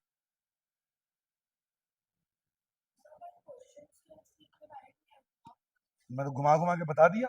कंज्यूमर इक्विलिब्रियम कब होगा? जब एमयू क्या होगा? 0। हाँ, मिसिंग वाला भी घुमा के देगा, कोई भी वैल्यू दे। बुक में क्वेश्चन निकाल के दे दो मिसिंग वैल्यू, वो भी वैसी आएगा।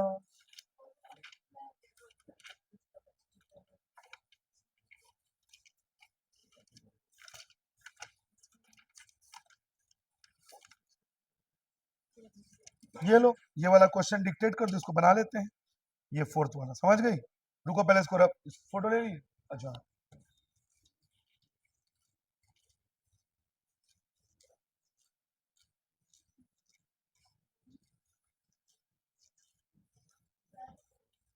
हो गया।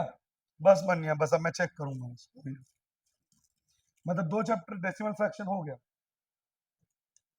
बोलो, अब देखो बच्चों मिसिंग वाले का एक क्वेश्चन। पहले सीरियल नंबर बता दो, 1 से लेके कहां तक है? 1 2 3 4 5, ये लिखा मैंने टीयू। अब बताओ किसका किसका टीयू गिवन है? किसके नीचे 5 लिखूं? ठीक है, फिर मतलब 3 खाली है, फिर ओके। अब एमयू बताओ। 3 का 3 है, ओके ओके, आराम से निकल जाएगा। चलिए बच्चों कर लेते हैं इसको।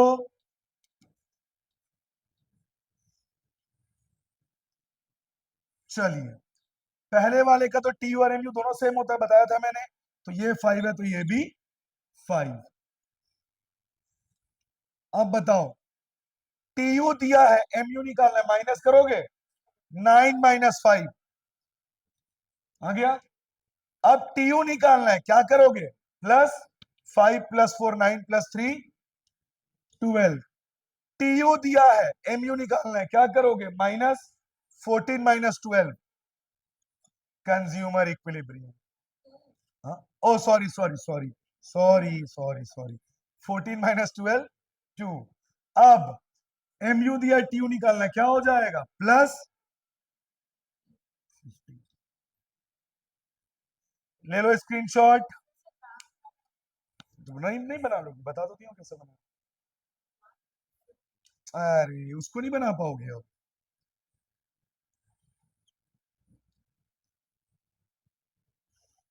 टीयू कहां तक गया है? 15 तक। ओके, टू टू का गैप ले लो, 2 4 6 8 10 12 14। कृष्णा दिख रहा है पूरा 16 तक। और ये हमारा 1 से लेके 5, 1 2 3। चलो प्लॉट कर दो। 1 के साथ 5, 1 के सामने 5, 4 और 6 के बीच में। 2 के सामने 9, 10 और 8 के बीच में। 3 के सामने 12, 4 के सामने 14,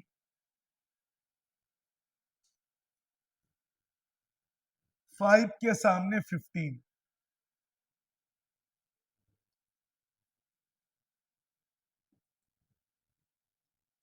बन गया ना? अब इसके नीचे एमयू बना दो। एमयू तो 5 तक ही गया है। 1 2 3 4 5, 1 2 3। 1 के सामने 5,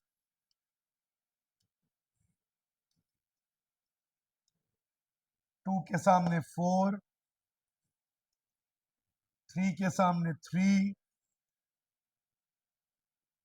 4 के सामने 2 और 5 के सामने 1। लो, हो गया। स्क्रीनशॉट ले लीजिए आप लोग।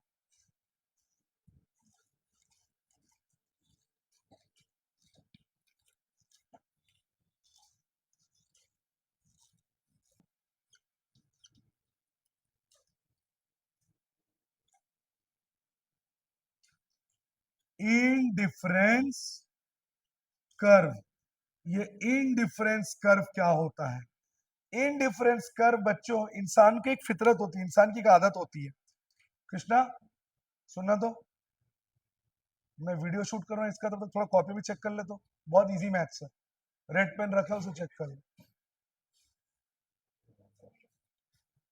हाँ, जैसे फॉर एग्जाम्पल, जैसे मान लीजिए मेरे पास बहुत सारा कैंडी है, पर मेरे पास एक भी कैडबेरी नहीं है, तो मेरे लिए कैंडी की वैल्यू बहुत कम हो जाएगी। मेरे पास है बहुत, और मेरे लिए उस डेयरी मिल्क की वैल्यू बहुत ज्यादा है।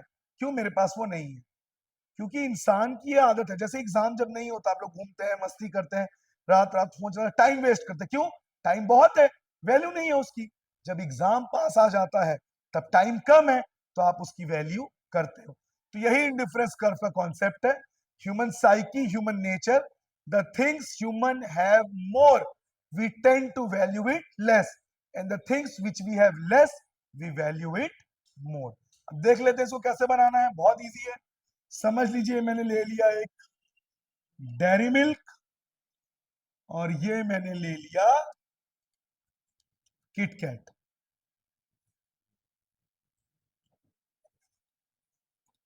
पहला कॉम्बिनेशन, मेरे पास 20 डेयरी मिल्क है, एक भी किटकैट मेरे पास नहीं है. तो मेरे लिए डेयरी मिल्क की वैल्यू कम है बिकॉज मेरे पास बहुत सारा है. मेरे पास किटकैट की वैल्यू ज्यादा है बिकॉज वो मेरे पास एक भी, और क्योंकि हम इकोनॉमिक्स पढ़ रहे हैं, तो अगर मुझे किटकैट चाहिए तो मुझे डेयरी मिल्क को क्या करना पड़ेगा, सेक्रीफाइस. कॉम्बिनेशन टू, अब मेरे को थोड़ा सा किटकैट चाहिए, तो एक किटकैट के लिए मैं 5 डेयरी मिल्क सेक्रीफाइस करने को रेडी. ये बस डेयरी मिल्क बहुत है. एक किटकैट के लिए मैंने कितना डेयरी मिल्क सेक्रीफाइस किया, 5. अगर इसका मैं कॉम्बिनेशन बनाऊं, सैक्रिफाइस रेशियो गेन, पहला तो कोई नहीं, दूसरा कितना सैक्रिफाइस हुआ, 5, गेन कितना हुआ, 1. समझ गए. अब अब क्या मैं 5 सैक्रिफाइस करूंगा, अब मेरे पास किटकैट भी एक आ गया है, तो पहले के कंपैरिजन अब मेरे लिए उसकी वैल्यू थोड़ी कम है क्योंकि मेरे पास एक ठोक आ गया है. और मेरे लिए डेयरी मिल्क की वैल्यू बढ़ गई क्योंकि मेरे पास 20 था, मेरे पास कितना है, 15. तो जब ज्यादा था तब मैं सैक्रिफाइस भी ज्यादा करूंगा, कम है तो सैक्रिफाइस, क्योंकि मेरे लिए अब उसकी वैल्यू. अब कितना सैक्रिफाइस करूंगा, कितना हो जाएगा, ये एक एक ही बढ़ेगा. कितना सैक्रिफाइस किया, गेन कितना हुआ, 1. अब कितना सैक्रिफाइस करूंगा, गेन कितना होगा, अब कितना सैक्रिफाइस करूंगा, कितना सैक्रिफाइस किया था, 3. अब कितना सैक्रिफाइस करूंगा, 2.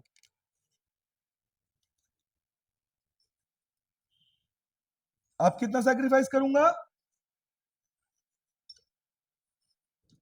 क्या अब मेरे लिए दोनों की वैल्यू सेम हो गई. क्यों ऐसा किया मैंने, इंसानों की आदत है जो चीज उसके पास कम होती है उसकी वो वैल्यू ज्यादा करता है, और जो चीज उसके पास ज्यादा होती है उसकी वैल्यू वो. जरा याद करो इसके पहले मैंने क्या बताया था, पीपीसी, उसमें वो लगातार बढ़ रहा था, इसमें लगातार कम हो रहा है. कम हो रहा है कि नहीं हो रहा है, उसमें बढ़ रहा था और इसमें कम हो रहा है. क्यों, लॉ ऑफ डीएमयू. जब हमारे पास ये ज्यादा आता जाएगा तो हमारे लिए उसकी वैल्यू कम होती जाएगी. तो पीपीसी अगर concave shape, indifference curve convex shape, क्या हो जाएगा, कॉन्वेक्स शेप. चलिए बच्चों, यहां पे मेरे से एक सिली सा मिस्टेक हो गया था, मैं भी थोड़ा सा सिली पर्सन हूं. यहां पे 8 से 6 हुआ था, सेक्रीफाइस कितना हुआ था, 2. मैंने यहाँ पे गलती से 4 लिख दिया था. और 6 से 5 हुआ, कितना सेक्रीफाइस हुआ, 1. तो मैंने वहां पे 5 लिख दिया था गलती से. तो अब देख सकते हैं जैसे जैसे मेरे पास डेयरी मिल्क कम होते जा रहा है, मेरे लिए उसकी वैल्यू बढ़ती जा रही है. जब 20 था तब मैंने 5 सेक्रीफाइस किया था एक किटकैट के लिए, लेकिन जब मेरे पास 6 डेयरी मिल्क हुआ, मैंने एक किटकैट के लिए कितना सेक्रीफाइस किया, सिर्फ 1.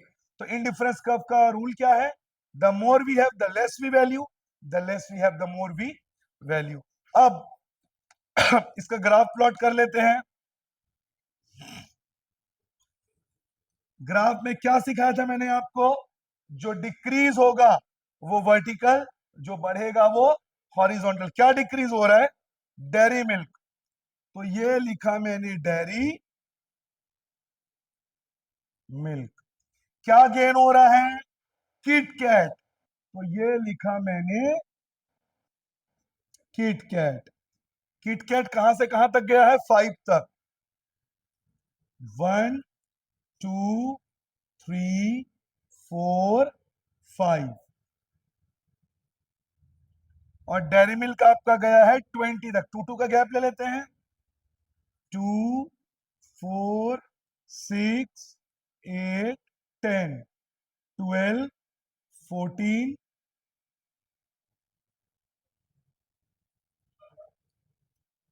16।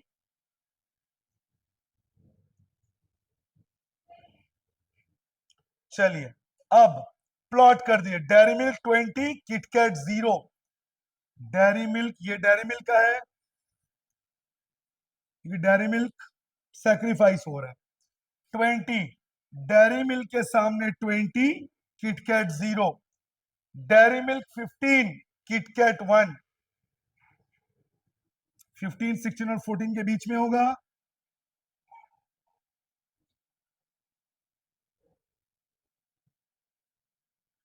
इसके बाद dairy milk 11, KitKat 2।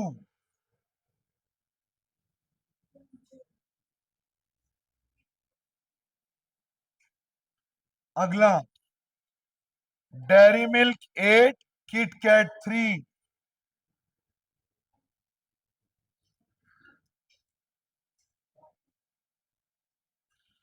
Dairy milk 6, KitKat 4।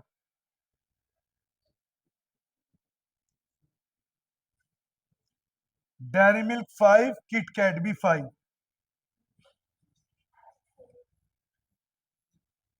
ये 6 में था ना, वो थोड़ा सा 6 हो गया वो।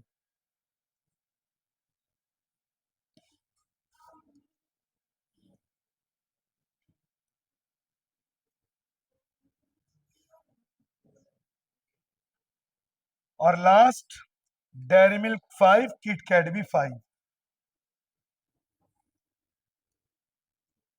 ये बन गया बच्चों हमारा इनडिफरेंस कर्व।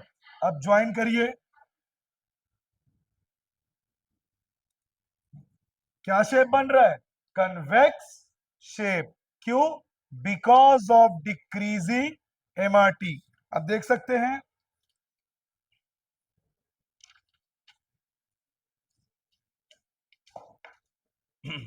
तो अब इनडिफरेंस कर्व के बारे में कुछ पॉइंट लिख लेते हैं।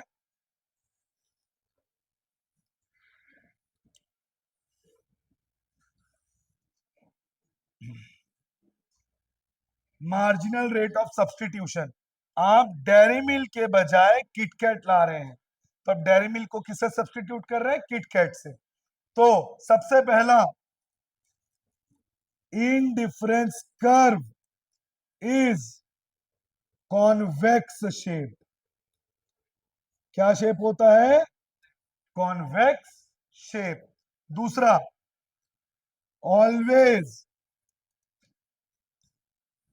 Taken for two commodities. दो कमोडिटीज लेना जिसमें एक सैक्रिफाइस होगा और एक गेन होगा। और इनडिफरेंस कर्व कन्वेक्स शेप क्यों होता है? Because of decreasing MRS. Decreasing it's convex shape because of decreasing MRS. अलग अलग इंडिफरेंस कर्व कभी इंटरसेक्ट नहीं होगा। जैसे, क्या ये इंडिफरेंस कर्व कभी इंटरसेक्ट होगा? नहीं। दो अलग अलग चीज कभी हमें सेम लेवल का सेटिस्फैक्शन नहीं दे सकते। जैसे मान लीजिए कॉफी और टी, मेरे को कॉफी ज्यादा पसंद है। अगर मेरे को कॉफी और टी दोनों एक जैसा पसंद होता, मैं कभी उसको पी ही नहीं पाता। दोनों मेरे को सेम पसंद है, मैं कैसे सिलेक्ट करता? तो इंसान को ऐसा हो ही नहीं सकता कि दो अलग अलग चीज सेम सेटिस्फैक्शन दे। किसी को चावल ज्यादा पसंद है, किसी को रोटी, किसी को कोल्ड ड्रिंक पसंद है, किसी को छाछ पसंद है, किसी को फॉर एग्जाम्पल वेज पसंद है, किसी को नॉन वेज पसंद है। दो अलग अलग चीज कभी हमें सेम लेवल का सेटिस्फैक्शन नहीं दे सकता। उसी कॉपी चेक हुई है रेड पेन से, सारे सही थी, कुछ भी गलत? कुछ टास्क भी दे दो। ठीक है, समझ गए आप? तो टू, कृष्णा इधर वाला दिख रहा है पूरा? Two indifference curve will never intersect each other। कभी एक दूसरे को इंटरसेक्ट नहीं करेंगे। Why? Because two different curve can not give the same level of satisfaction. और अगर एक ही चीज में बहुत सारे आईसी कर्व आ जाए उसको इंडिफरेंस मैप बोलते हैं। क्या बोलते हैं? जैसे आईसी कर्व 1, चलिए पता नहीं इतना ऊपर का दिख रहा है कि नहीं, इधर बनाते। IC curve 1, IC curve 2, IC curve 1 2 3, 3 curve बनाए। तो अगर एक ही में बहुत सारे आईसी कर्व हो उसको कहते हैं इंडिफरेंस मैप। और एक बात, जितना हाई आईसी कर्व उतना ज्यादा सेटिस्फैक्शन। सबसे ज्यादा सेटिस्फैक्शन किसमें होगा? 1 2 या 3? 3 में। तो इसे कहते हैं higher the IC curve higher the level of satisfaction. Two indifference curve will never intersect each other because two different goods cannot give the same level of satisfaction. तो ये हो गया आपका इंडिफरेंस कर्व। स्क्रीनशॉट ले लीजिए, photo लो।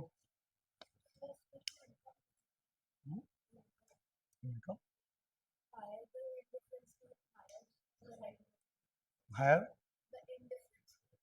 Higher the indifference curve higher the level of satisfaction. वो income से जोड़ लो, जिसका इनकम ज्यादा है वो ज्यादा सेटिस्फाइड है, जिसका इनकम कम है वो कम सेटिस्फाइड हो। तो लॉजिक है। मैं जो बोला वो सही बोल रहा हूँ, गलत हो ही नहीं सकता।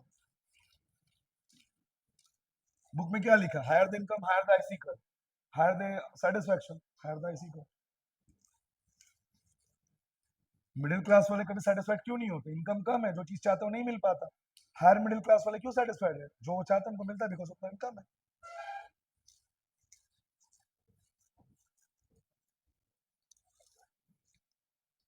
इसके बाद एक चीज बता रहा हूं बच्चों आपको, मोनोटोनस कंजम्पशन। ये मोनोटोनस कंजम्पशन क्या होता है? मोनोटोनस कंजम्पशन यानी रीजनेबल कंजम्पशन। जैसे अगर हम खाना खाने बैठे हैं, रोटी खा रहे हैं, अच्छा लग रहा है, एक निवाला खा के छोड़ देंगे क्या? प्रॉपर 3 या 4 रोटी खाएंगे। चावल खाने बैठे हैं, चावल खा रहे हैं, एक कौर लेके छोड़ देंगे क्या? प्रॉपर खाएंगे। तो मोनोटोनस कंजम्पशन का मतलब होता है when we are consuming a product we consume it reasonably. चाय पी रहे हैं, एक चुस्की लेके छोड़ देंगे क्या? पूरा पिएंगे ना। तो उसको कहते हैं मोनोटोनस कंजम्पशन। सीधे तौर पे कहूं तो रीजनेबल अमाउंट ऑफ कंजम्पशन। ठीक है। अब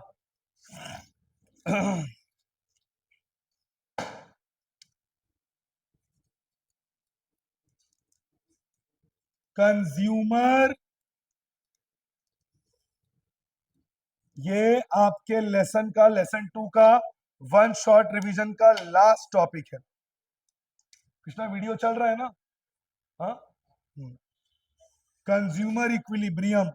पहले मैं आपको बताऊंगा सिंगल कमोडिटी, फिर मैं आपको बताऊंगा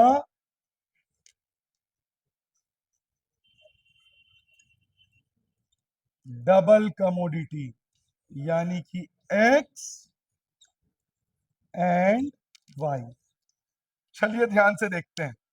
मान लीजिए, पहले मैं आपको सिंगल कमोडिटी समझाता हूं। ये मैंने लिखा प्राइस, ये मैंने लिखा यूटिल, यूटिल यानी कि सेटिस्फैक्शन, और ये लिखा मैंने सीरियल नंबर। पहला आइसक्रीम खाया मैंने, पहला आइसक्रीम, आइसक्रीम है 20 रुपीज का, बड़ा अच्छा लगा मेरे को 50 का सेटिस्फैक्शन मिला। मुझे एक बात बताइए, मैंने पैसे कम खर्चे, सेटिस्फैक्शन ज्यादा मिला, मतलब मैं और कंज्यूम करूंगा।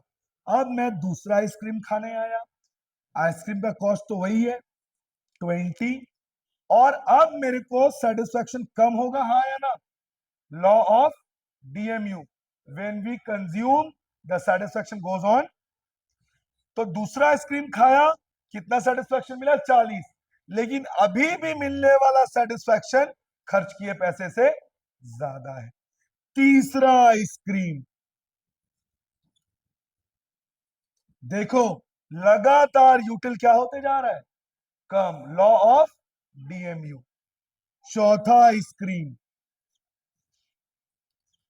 कंज्यूमर, जितना रुपए मैंने खर्च किया उतना सेटिस्फैक्शन मेरे को मिल गया, यानी your price is equal to util, consumer equilibrium in single commodity. 4 ice cream खाने के बाद मन तृप्त हो गया।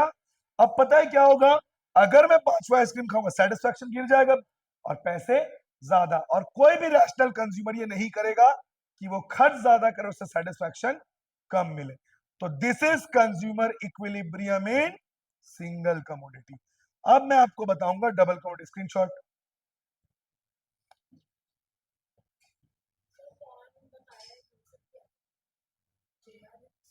क्या क्या बोली,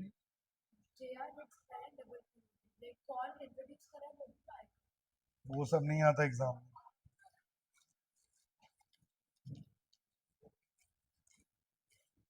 हाँ, अब डबल कमोडिटी ध्यान से देखिएगा इधर, marginal utility of x upon P x is greater than marginal utility of y upon py. In this case,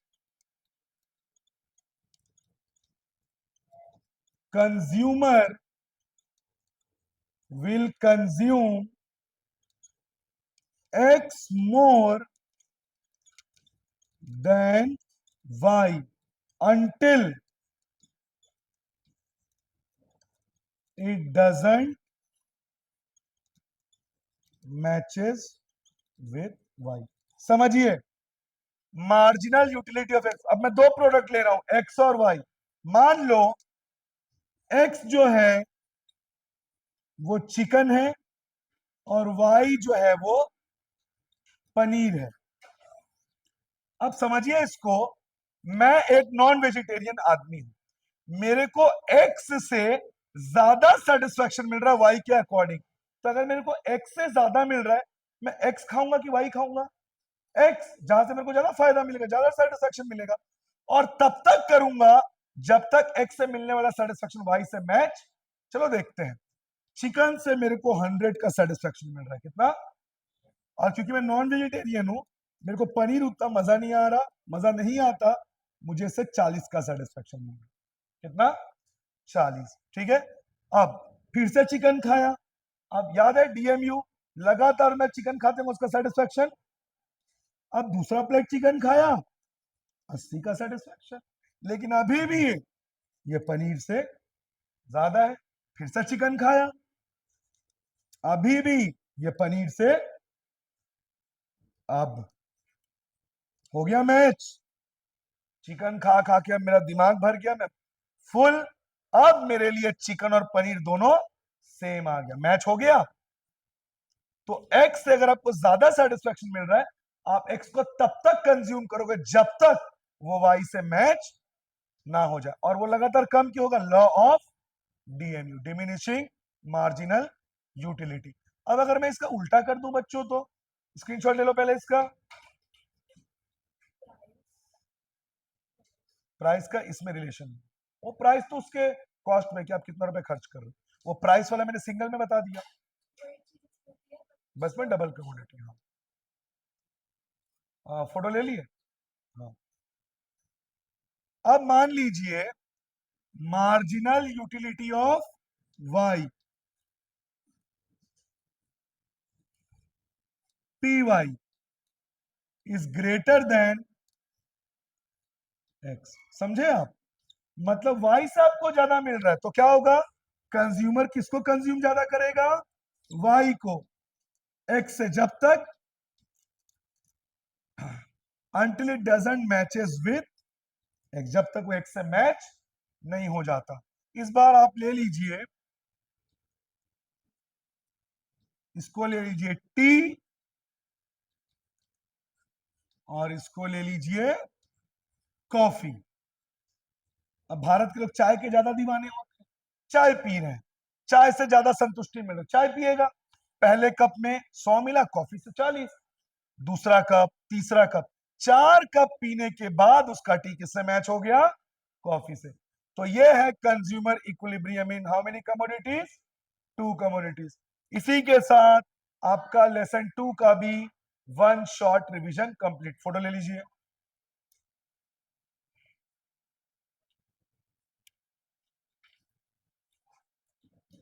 हम्म।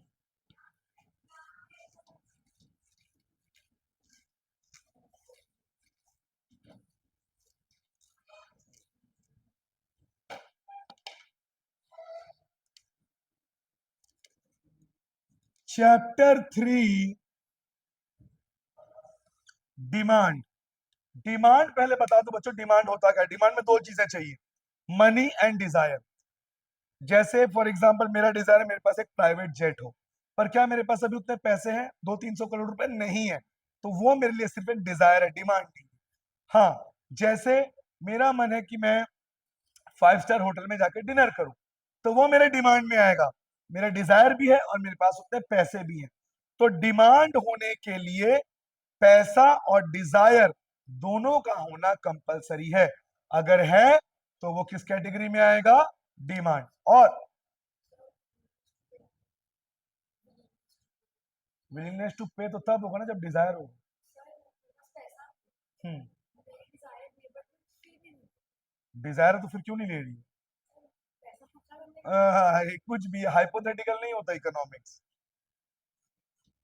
तो ये है डिमांड। अब डिमांड दो टाइप्स के होते हैं, एक इंडिविजुअल डिमांड और एक मार्केट डिमांड। इंडिविजुअल मतलब एक आदमी का डिमांड, मार्केट मतलब पूरे मार्केट का। रोहन को खाने में क्या पसंद है, रोहन कितने रुपए खर्च कर रहा है, इंडिविजुअल।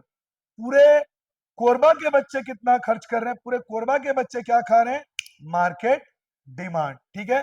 और डिमांड का प्राइस के साथ इनवर्स रिलेशन होता है, मतलब कीमत जितना कम होगा डिमांड उतना ज्यादा होगा, कीमत जितना ज्यादा होगा डिमांड उतना कम होगा। बन रहा है ना? हाँ, समझ लीजिए, डिमांड लेस प्राइस मोर। मान लीजिए चिकन का रेट एकदम से बढ़ गया, तो चिकन खाने वालों का जो डिमांड है वो क्या हो जाएगा, कम। और अगर डिमांड मोर है तो प्राइस लेस।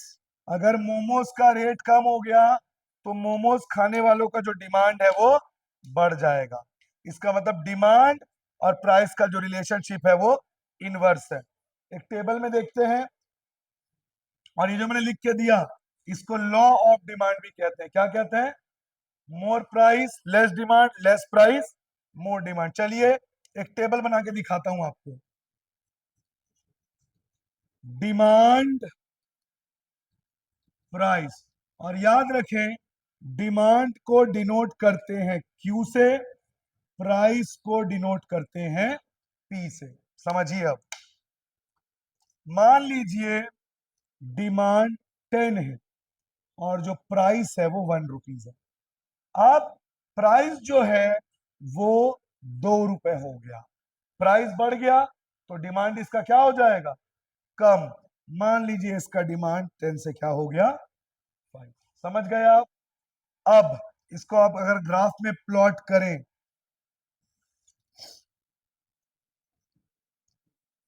ये आपका प्राइस, ये आपका डिमांड। प्राइस 10 और 5,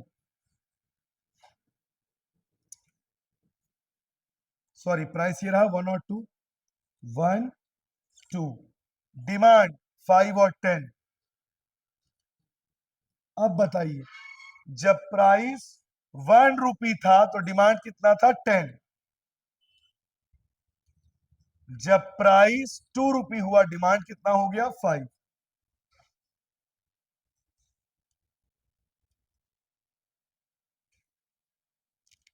तो इस तरह से हम देख सकते हैं प्राइस और डिमांड का ग्राफ। ठीक है।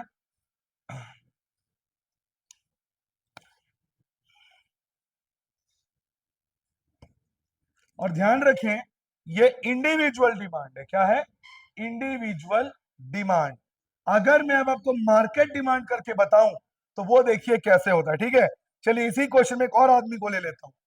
इसको मैंने ले लिया ए और बगल वाले को मैंने ले लिया बी। हाँ, वहां जाके बैठो, तुम्हारे क्लास वाले आ गए।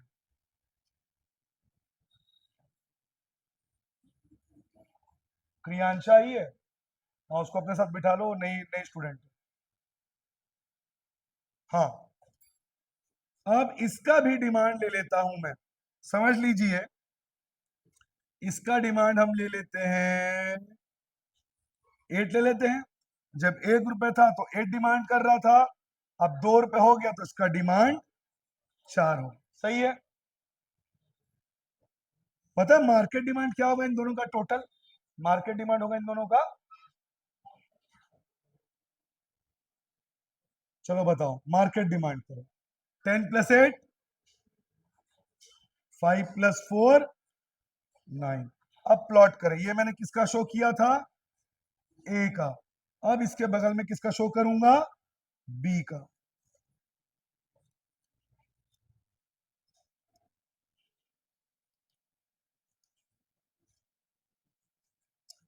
चलिए, प्राइस कितना था बी के लिए? 1, 2, और डिमांड 8 और 4।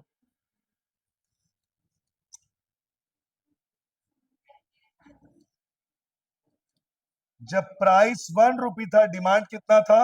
8। जब प्राइस 2 रुपी हुआ, डिमांड कितना हो गया? 9। सॉरी, प्राइस 2 हो गया तो डिमांड कितना हो गया? 4। सॉरी, ए और बी दोनों का बन गया इंडिविजुअल। अब जब मैं मार्केट बनाऊंगा तब मैं 1 के साथ किसको लूंगा? 18 को। 2 के साथ किसको लूंगा? तुम लोग इस एरो को देखना, अभी कैसा एरो बन रहा है? ग्राफ। और अब जब मैं मार्केट वाला बनाऊंगा तब कैसा बनेगा?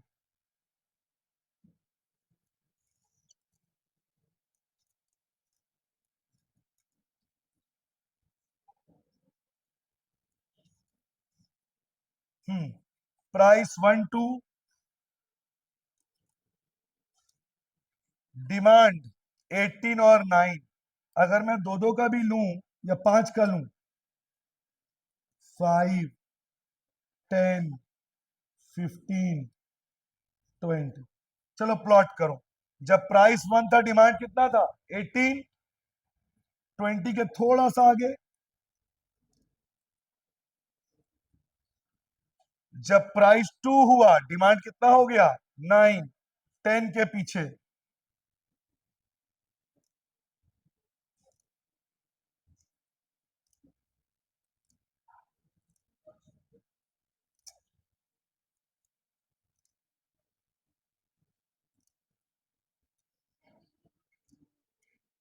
अब ड्रॉ करो, बताओ। ये वाला कर्व स्टीपर है और ये वाला कर्व फ्लैटर है। क्योंकि तुम खुद देखो, यहां पे चेंज ज्यादा हुआ, ये यहां पे चेंज ज्यादा हुआ। इंडिविजुअल में फर्क कम पड़ रहा है, मार्केट में फर्क। इसका मतलब market demand will be more flatter than individual demand. Why? Because change in market demand will be much more than individual demand. मिटा दो इसको, मतलब स्क्रीनशॉट ले लो।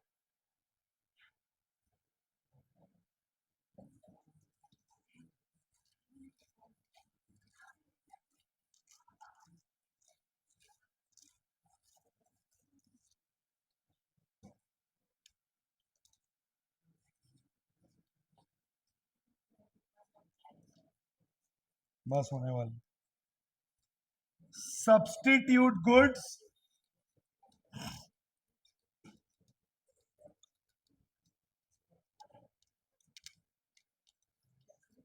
Complementary goods. सब्सटीट्यूट और कॉम्प्लीमेंट्री। सब्सटीट्यूट जो एक की जगह हम यूज कर सकते हैं, चाय के जगह कॉफी पी सकते हैं, पेप्सी के जगह कोक पी सकते हैं, चावल के जगह रोटी खा सकते हैं। सब्सटीट्यूट। पर हाँ, सब्स्टिट्यूट होमोजीनियस होना चाहिए। दूध का सब्स्टिट्यूट शराब होगा? नहीं। सॉफ्ट ड्रिंक का सब्स्टिट्यूट अल्कोहल होगा? नहीं। तो सब्स्टिट्यूट ऐसे होता है, जैसे हमारे कोरबा में 3-4 थिएटर है। चित्रा का सब्स्टिट्यूट निहारिका हो सकता है, निहारिका का सब्स्टिट्यूट सिनेमूड हो सकता है। तो सब्स्टिट्यूट अगर हम उसके जगह कोई और उसके जगह रिप्लेस कर सकते हैं। Cricket, football, substitute. अब सब्स्टिट्यूट में क्या होता है वो देखना पड़ेगा। जैसे मान लीजिए टी और कॉफी लेता हूं, टी और, अगर मान लीजिए टी का प्राइस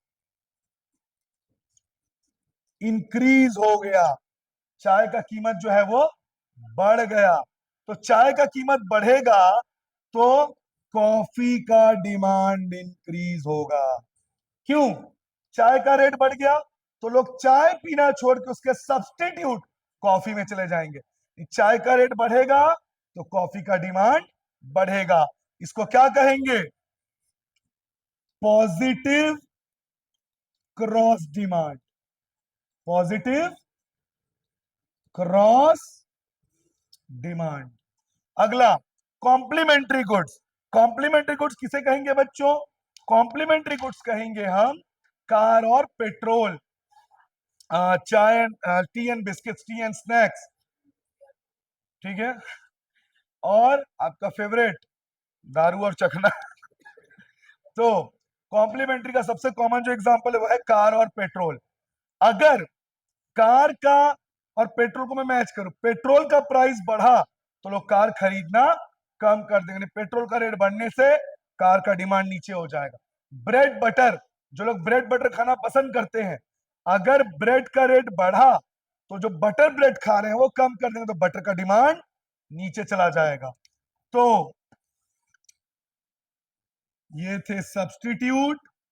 अब कॉम्प्लीमेंट्री, कार और पेट्रोल। कॉम्प्लीमेंट्री की बात करते हैं अब हम, ठीक है। अगर पेट्रोल का प्राइस इंक्रीज हुआ तो कार का डिमांड डिक्रीज हो जाएगा। मतलब एक बढ़ने से दूसरा डिक्रीज। और उल्टा कर दीजिए, अगर पेट्रोल का प्राइस डिक्रीज हो जाए तो कार का डिमांड एकदम से इंक्रीज हो जाएगा। तो ये कौन सा cross demand? Negative cross demand. तो ये है आपका सब्स्टिट्यूट और कॉम्प्लीमेंट्री गुड्स। स्क्रीनशॉट लो जल्दी से। किसका?